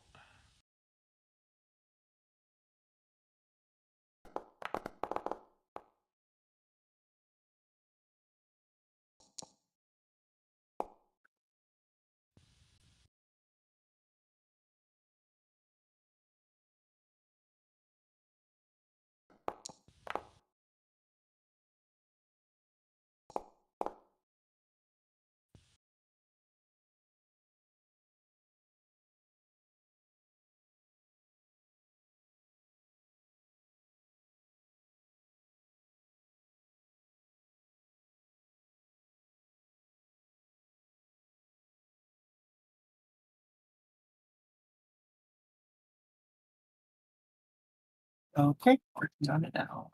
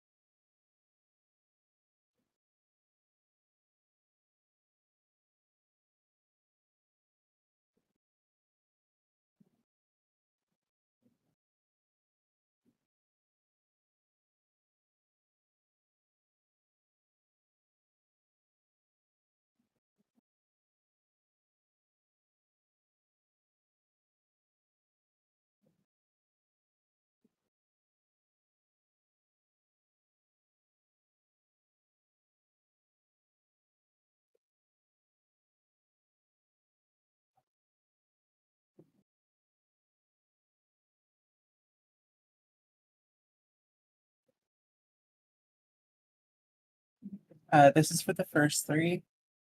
When I'm gonna send the other 3, I realize that I'm like typing paragraphs. So, Yeah, now I understand. yeah.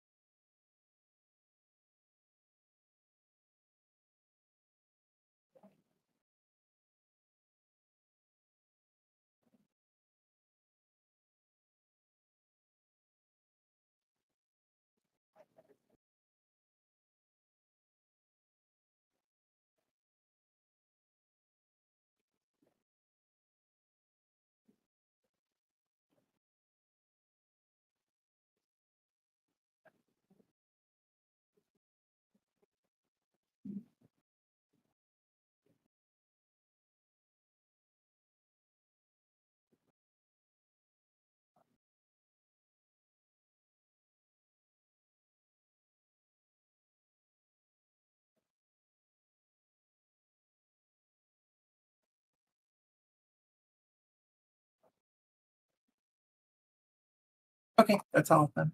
All 6. All right, thank you. And I don't know if I want to use that again. That seems like it was a lot for you to do. Oh, no, not at all.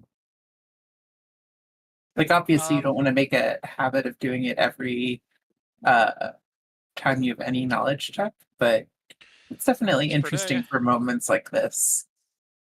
Yeah. So, like, yeah, as long as it's thematically appropriate moments, it's definitely interesting. But this does count. You know, I don't often remember my dreams. Even the ones I write down feel as though they are fleeting my mind, but yours was no mere dream, was it? They seem to grin a smile that is far too large for their face. On one hand, they look like a predator to most of the other party members. However, to Zale, it almost seems as if a relieved expression is crossing their face. Or pleasant contentedness.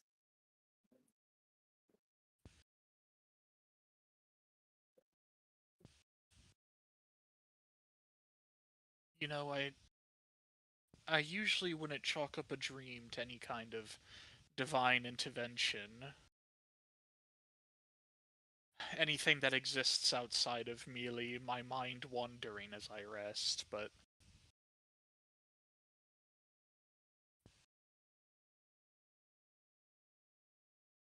I don't know if you reached out to me, or if there was simply some kind of cosmic incident which allowed you to enter my mind.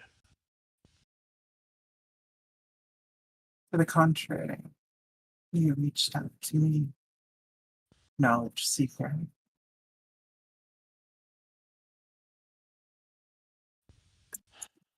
And knowledge you contain.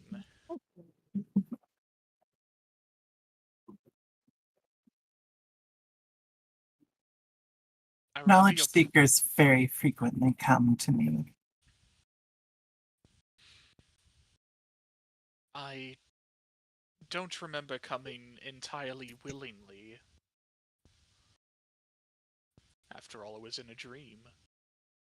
Willingly is subjective. We're all slaves to our desires in one form or another.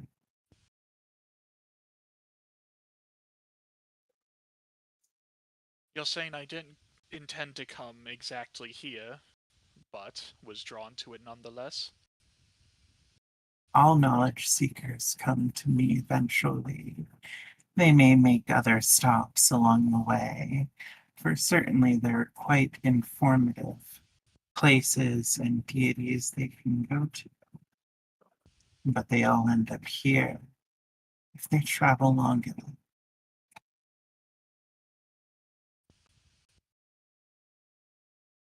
But if I came here seeking knowledge, what did I learn from you?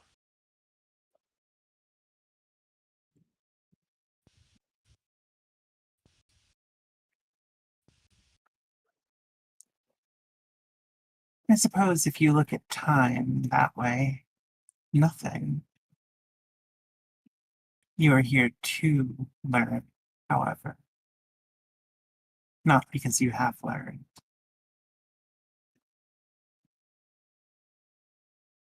You mean the learning is yet to conclude?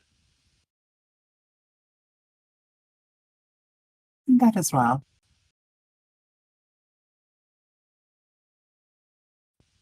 Or perhaps even begin?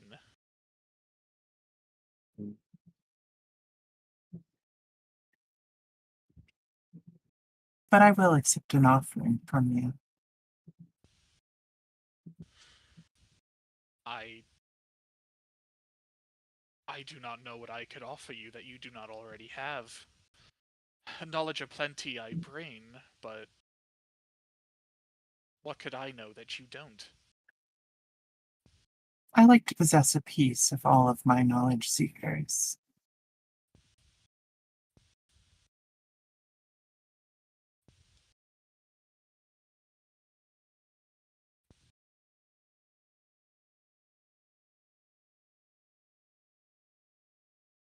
And what form would that piece take?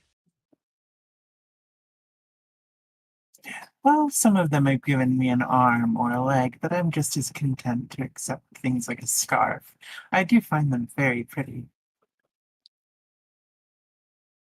So long as it's a piece of your own clothing, that would suffice.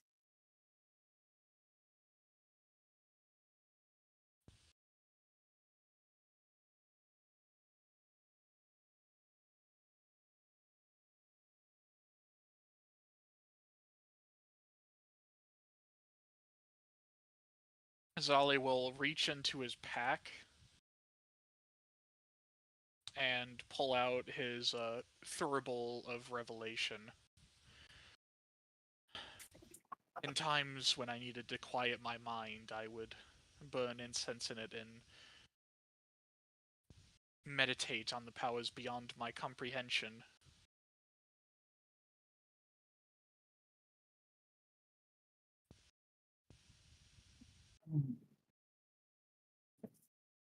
Very well.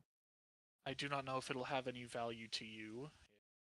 You do not already know their inner workings, or if you would even desire to, but it is something that's held meaning to me.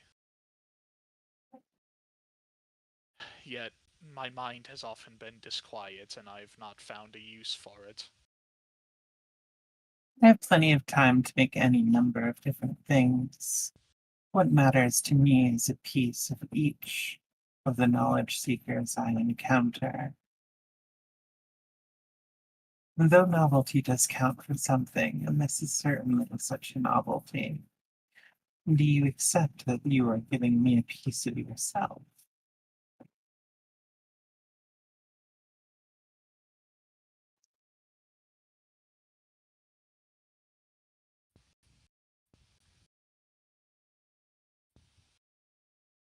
I am unsure if this means I'm losing some core part of my being, my identity, or my mind even, but It means that a part of you will always be with me. And when you are with me, you will always be whole. It's a very useful tool in finding those who I may seek at some point. strangely intimate, but I cannot say it is unwelcome. That said, you shall not be giving up some piece of your soul in the more religious sense, nor a piece of your mind, at least in the sense you worry about.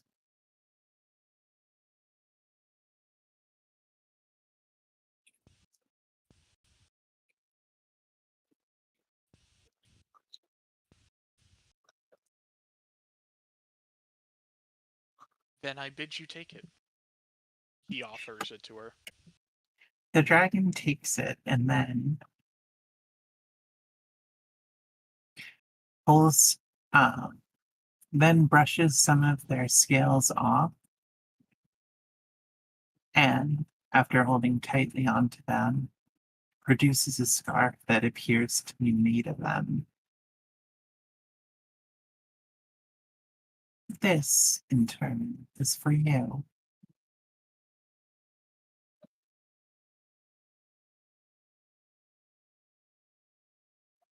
He wraps it around his neck, allowing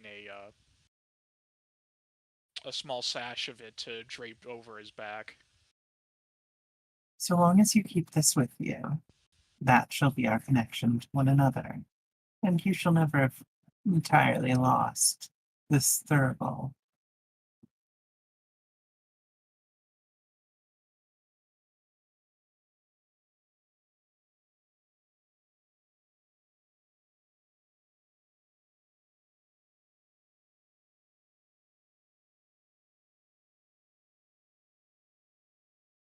Now then, in exchange, I shall offer you the answer to 3 questions.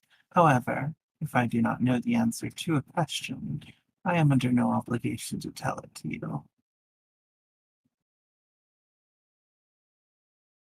Think carefully, and you may all discuss.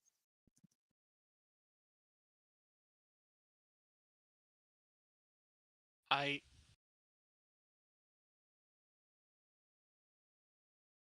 have many questions I want to ask, but I cannot simply hoard all of the knowledge for myself, and I acknowledge that my companions have their own curiosities, and I cannot deny them their wishes. I ask only for one question.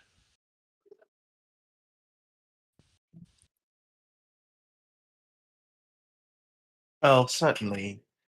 I feel it is only fair that since you are the one making the payment, that you should get at least one question to yourself. Um, does anyone in the group have any other questions they'd like to ask? Also, Zale, You know, you should also be very careful about asking questions. Well, because the thing is, there is one question I want to ask, but I don't know, like, legitimately if you would know the answer to it, because I don't think I've discussed this part of Zali's character with you yet. Ah. Well, that would be a problem, yeah. Yeah. But we could do that between sessions later. Correct. I will, I'll remember to shoot you DM about it. Okay.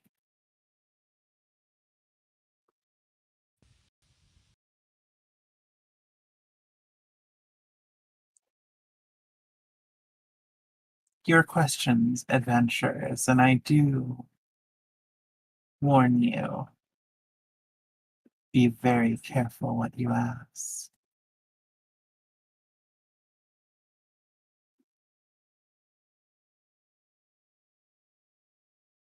Mm.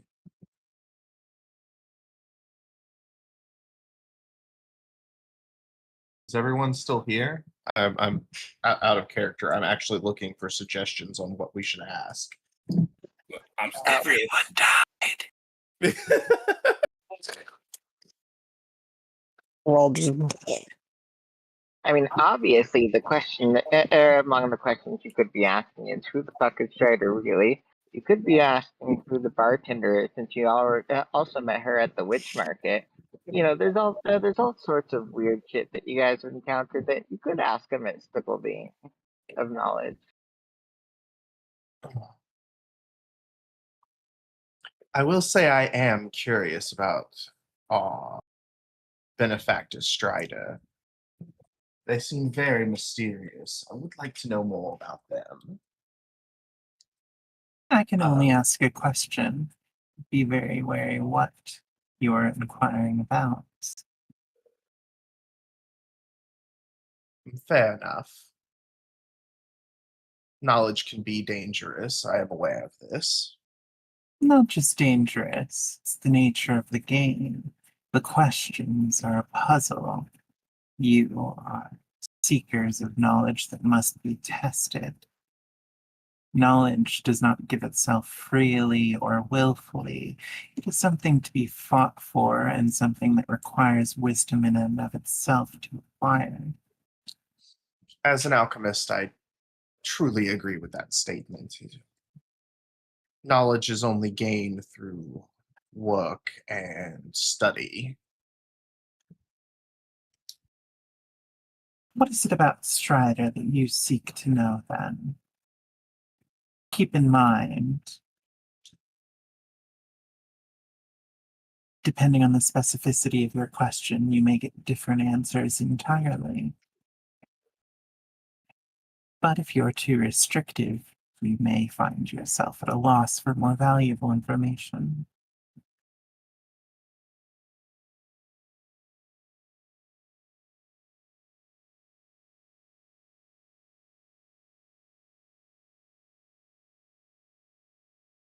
Maria seems deep in thought.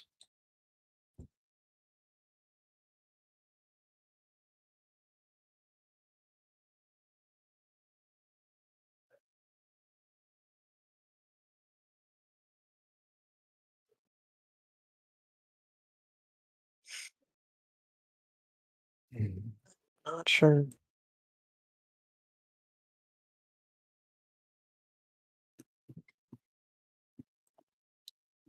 This is not me asking my question, but merely conferring with the group. Uh, I'm mostly concerned for what their end goal is with all of this that they're having us perform. These devices, the dispatching of Lazdanak.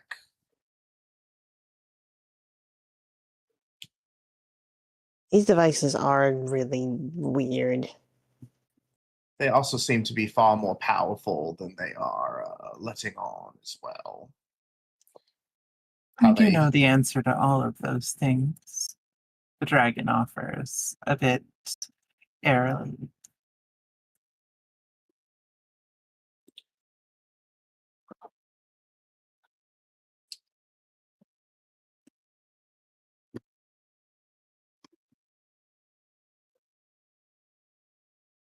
Yes, but my concern is whether or not the knowledge would help or hurt us, which is why I am conferring with the group on what they think.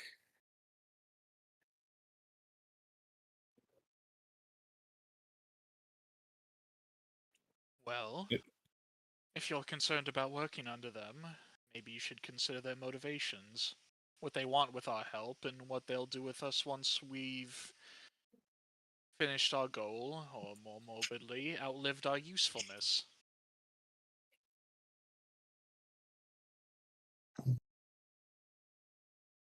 Very well. What are their motivations? What are they working towards, if you will? Suddenly, the air around them changes from something light and airy, as if taking great amusement to the situation, to something deeply serious.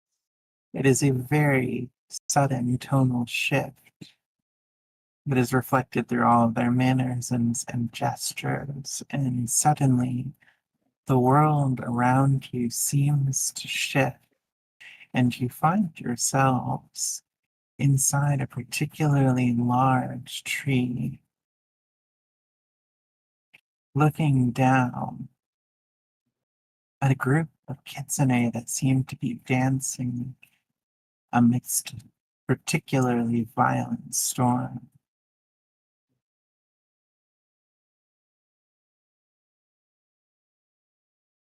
Once upon a time, before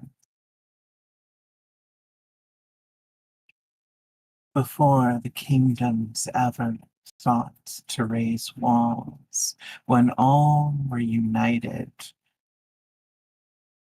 there was a particular sect that worshipped the storm.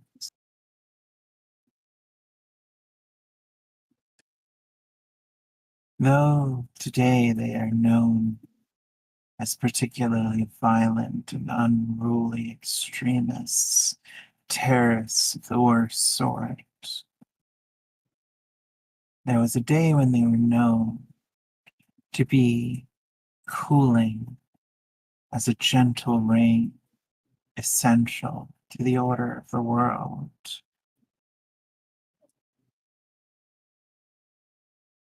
They were led by a particularly powerful creature said to be born from the first bolt of lightning that struck this world. This creature taught one of the more powerful primal magics, those that drove, those that derived their power from the storms themselves, from the deepest and most primal aspect of lightning, at the very core of what lightning was. They could shape it into any number of forms. And in fact, when they sought housing, it was through the lightning bending magic that they received shelter. When they required weapons for hunting, the lightning provided. Thus, their ties to the storm were, well, like their tie to breathing. Without storms, they would die, just as without air. It would be a death of suffocation and pain and weakness.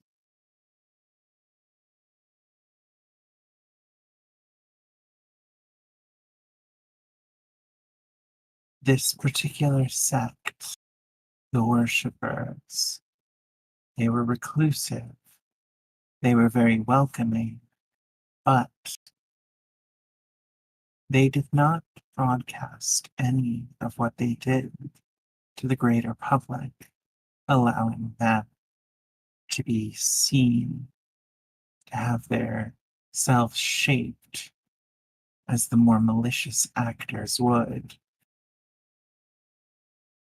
Indeed, there were those who wanted their power for their own, and when they were rejected for their greed, for their inability to open themselves to the primal forces, seeking not control but balance,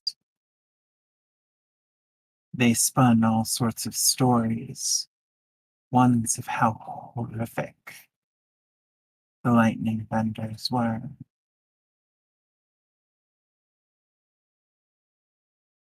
All at the behest of the speaker.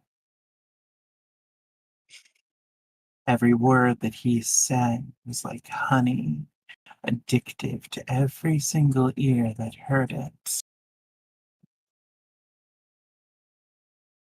You see, the one who'd been turned away by the stormbenders was particularly vengeful, vindictive. So he sought the power of the speaker,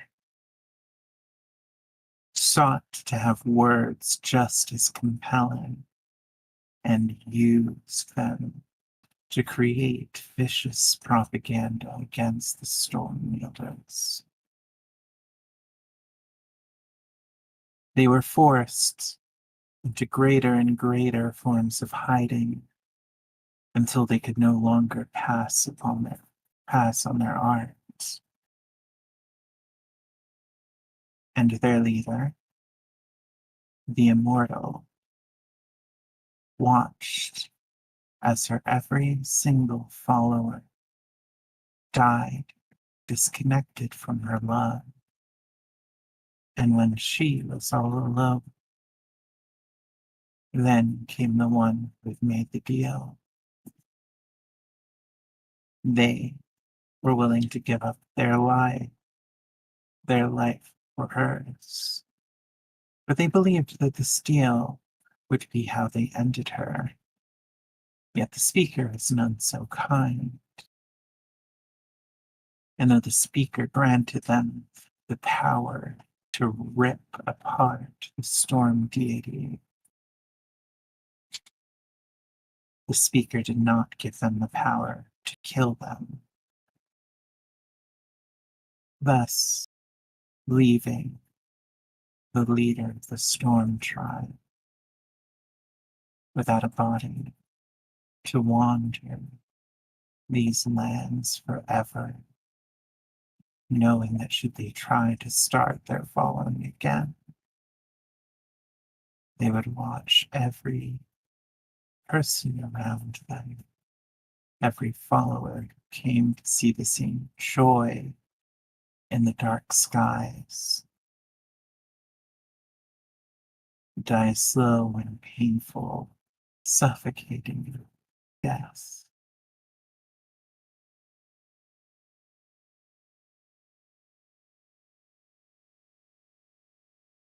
As the words end, you find the church, the temple reasserting itself around you, as if you had never left. Well, that's a very, very dark history. And I guess present. Yes, I can see why they would seek vengeance. And honestly, I kind of agree with them. That is not Ah. correct. Hmm? They do not seek vengeance. What do they seek then? To be able to rebuild their kin, to be able to dance with their fellows beneath the stormy skies and look upon that which they would create.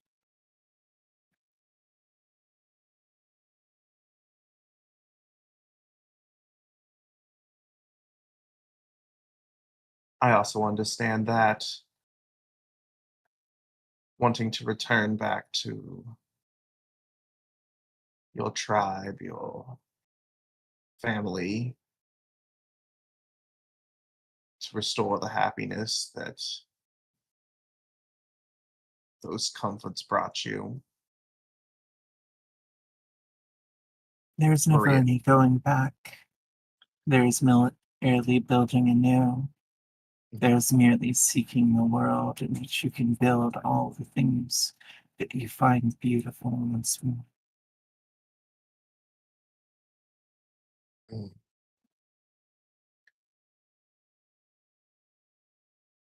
Maria looks very sad. Well, sometimes one does want to go back, even if one has built a new life. But either way, that was my question. Uh, did anyone else have anything they wished to learn?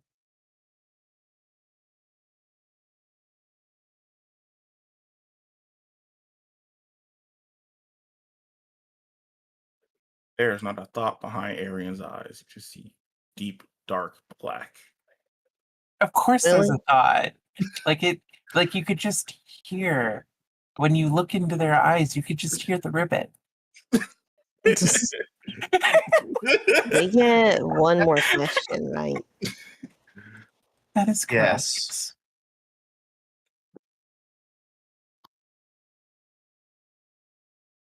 I mean, strictly speaking, Kava has like a million questions at any given time. Things that they would absolutely ask of higher power creatures and deities and stuff like that. But should they? That's a different question entirely. It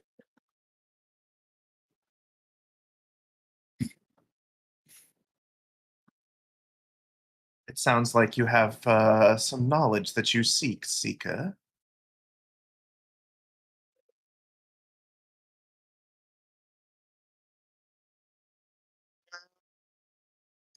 I don't want to steal a question all for myself.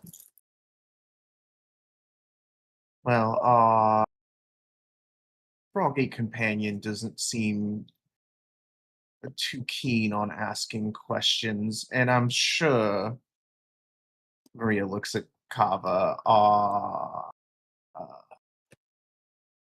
That Kava would probably just ask something silly. No offense, Kava. Oh no, I have some non-silly questions I could ask as well.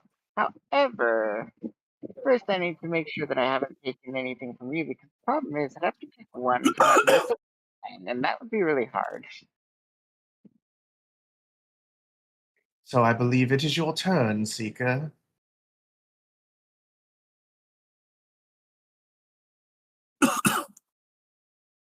You okay?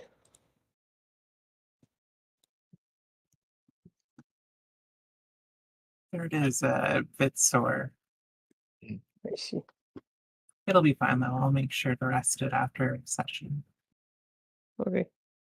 Maria steps aside, allowing Seeker to room to step forward and ask their question.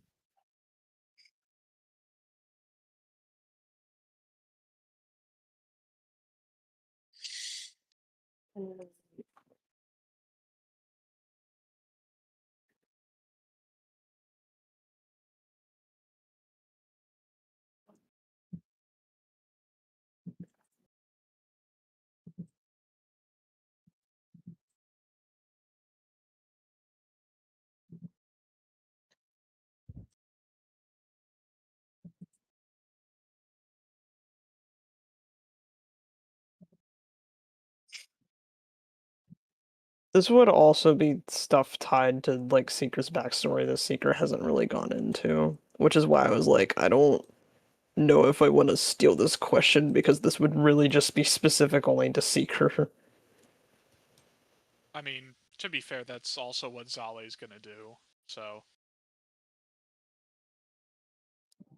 Which basically goes into it will be taken care of throughout the week, and then we recap it during the next week. Yeah, that's probably like what that would need to be. I mean, that's fair. Although also you do happen to have a wonderful source of information on any number of people.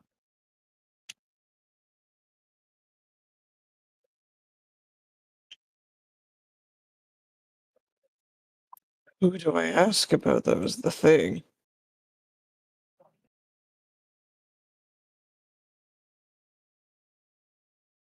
Well, the bartender pops into mind, and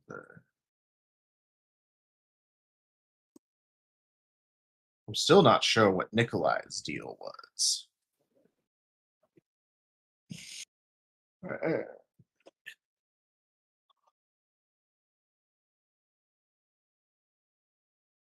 Honestly, I feel like this entire campaign has been us running around pulling at threads and never coming to their end. Well, you know, Typically, you only find out the end, the final bits of the thread at Act 3. Mm-hmm. I'm not complaining. I'm just there's so much like stuff going on, and I'm not even sure what is relevant anymore.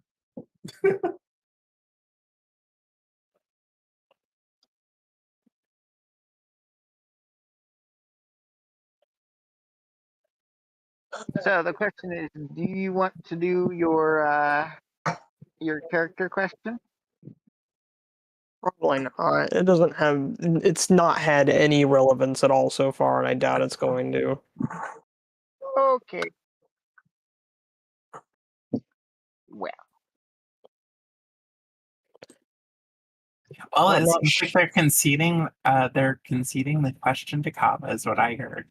yeah, pretty Fuck it. much, pretty much. Kava will ask. Um, so there's 6 temples here, each seem to be aligned to a particular element or something of the sort. And we were also told about a particular pantheon.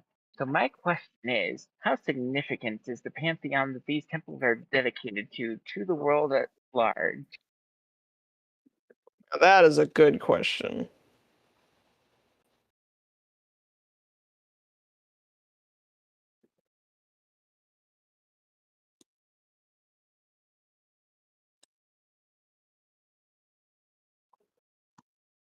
In the formation of this world, there was everything, yet nothing.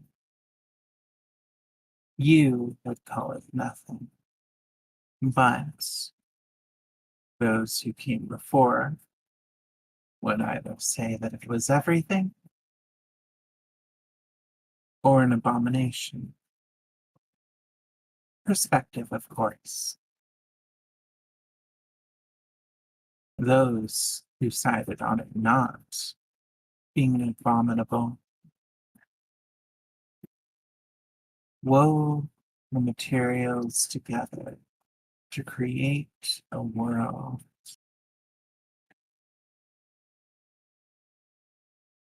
with everything that they could think of inside it, everything that they found beautiful and pitched into the very fabric of it. They wanted these things to be able to be reproduced, to create to proliferate, to further their vision, and to twist it in whatever direction they might. You see the temple take on a rainforest-like appearance. But for this, they required many different threads. The stars. For certainly there had to be that which would last, an almost permanence, if you will, that which did not decay as quickly as life's typical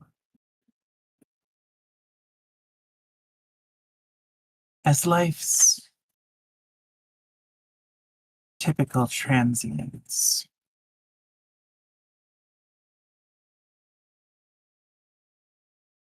But of course,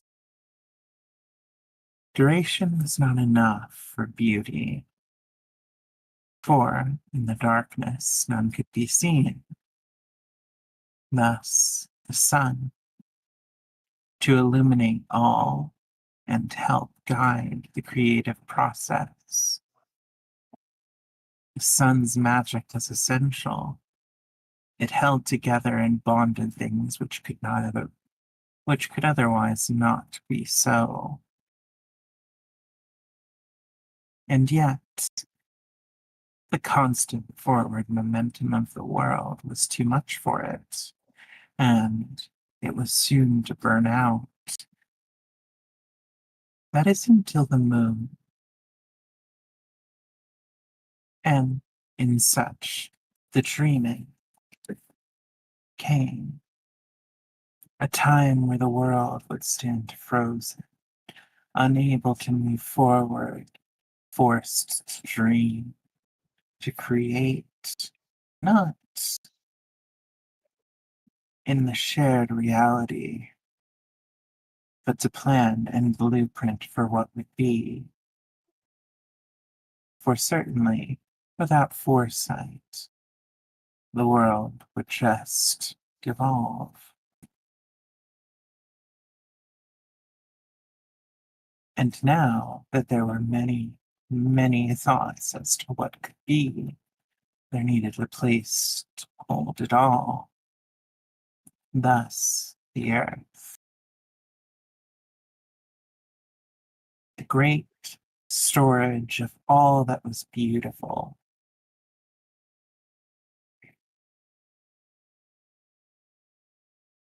It would sit underneath a vast sky.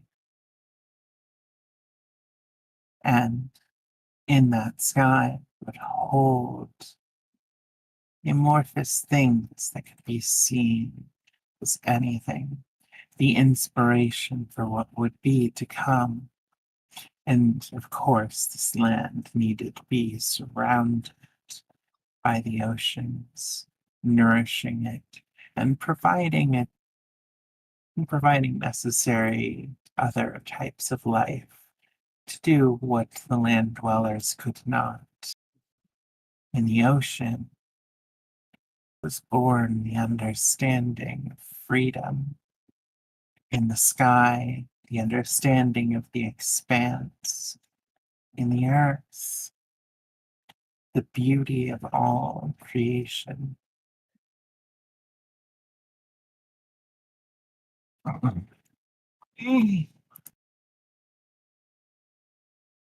And finally,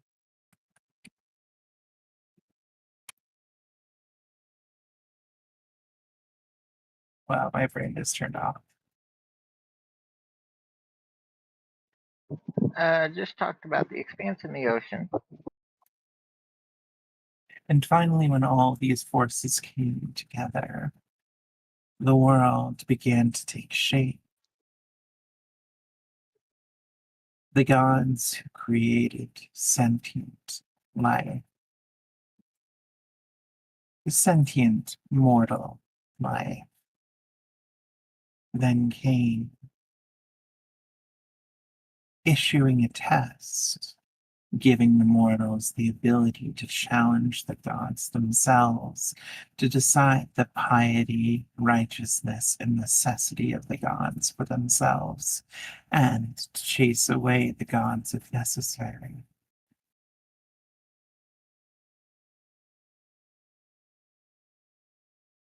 The ability to create new gods came after that. Until finally, disharmony came upon us, came upon this world. For as the stars began to go out, so too did the world's permanence. For even though it was ever changing, it was ever there. That the ground had become a place to rest was no longer ensured. That permanence having faded.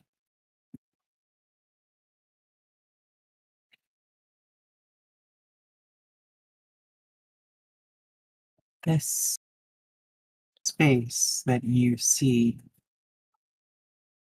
though it is not a pocket dimension, as you may be surmising, nor is the tavern.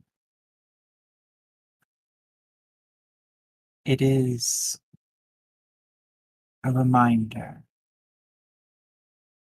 of how this world needs to be in order to function, and the place where the blueprints to fix everything lie. This is the place that can see the entirety of the world and creation. And as long as these 6 temples stand,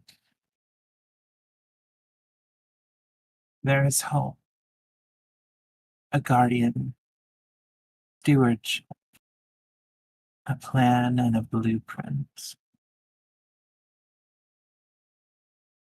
Not one that will inevitably be executed, merely one that can be. For the world is only free if mortals can decide that it is worth preserving.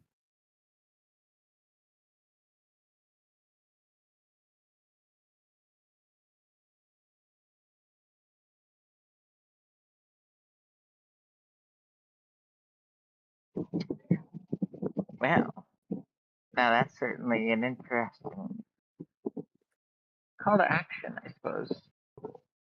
I don't know if this could be included in that question, but is when you say that mortals are the ones to make that decision, is it all mortal kind in a democratic sense, or is it that only those who are mortal can make the decision?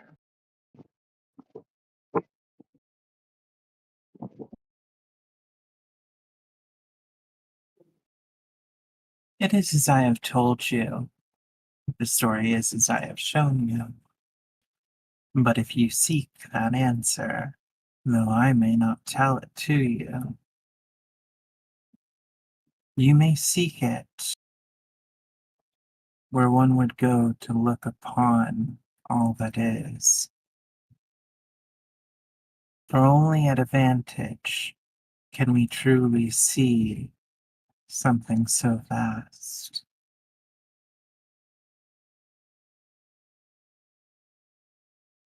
Where would one go to look upon all that is? My first thought was a mountain, but that seems too obvious. Well, generally speaking, libraries are one such place, depending on how up to date said library is. Another place could, ironically, be the stars if you're particularly skilled in astrology or divination.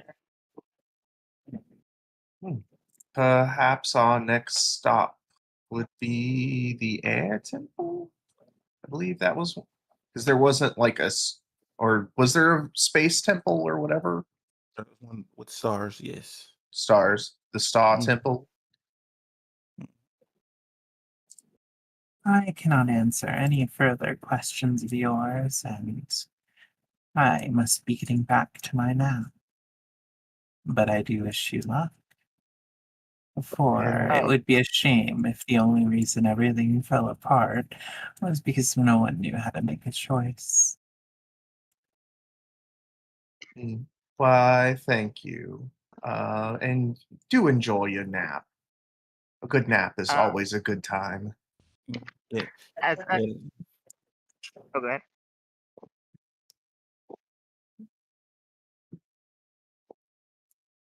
As one last little bit, Alpha will offer one last fruit from one of their wings to the dragon, given that they mentioned being a vegan earlier. They take the fruit, and also you see before they curl up and sleep around the altar the way that they had been before, that they take special care to hang the thurible or to place the thurible upon it. A few other treasures seem to be there, however, you do not have the chance to observe them more closely, for the temple fades away. That is where we'll be leaving off. Wait, is Ollie gonna get to ask his question, or? It's assumed that that was done first. Okay. Yeah, and then you guys will just figure that out during the week, and then we'll For- recap it. For next week. Okay.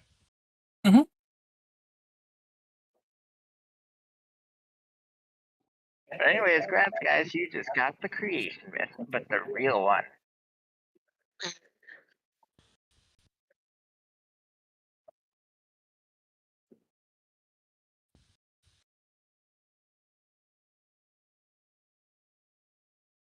All right. See y'all. Love you. Hasta la vista. Thank you. Hasta la Thank you for vista. session. Glad you enjoyed it. Also, don't worry. I wouldn't kill you next time. I'm just gonna make you suffer horrible. Damn. Well, I mean, I am a little eager to test out Maria's new combat abilities. Also, I need to confer with the DM on whether or not Maria's bite can transmit lycanthropy, since in the archetype that I'm using, it says that it is up to DM's discretion whether or not it Bite the frog. does. Bite the frog. Tiger frog? Tiger frog. Okay, I gotta go to bed. I'm so tired. Good night. Good night. Good night. Goodbye. Thank you for playing. Yeah. I'll head out. Good night. Good night. Alright. Thank you for playing. You all have a lovely evening and a lovely morning. Good night. Yep, Good you night. too. Good night.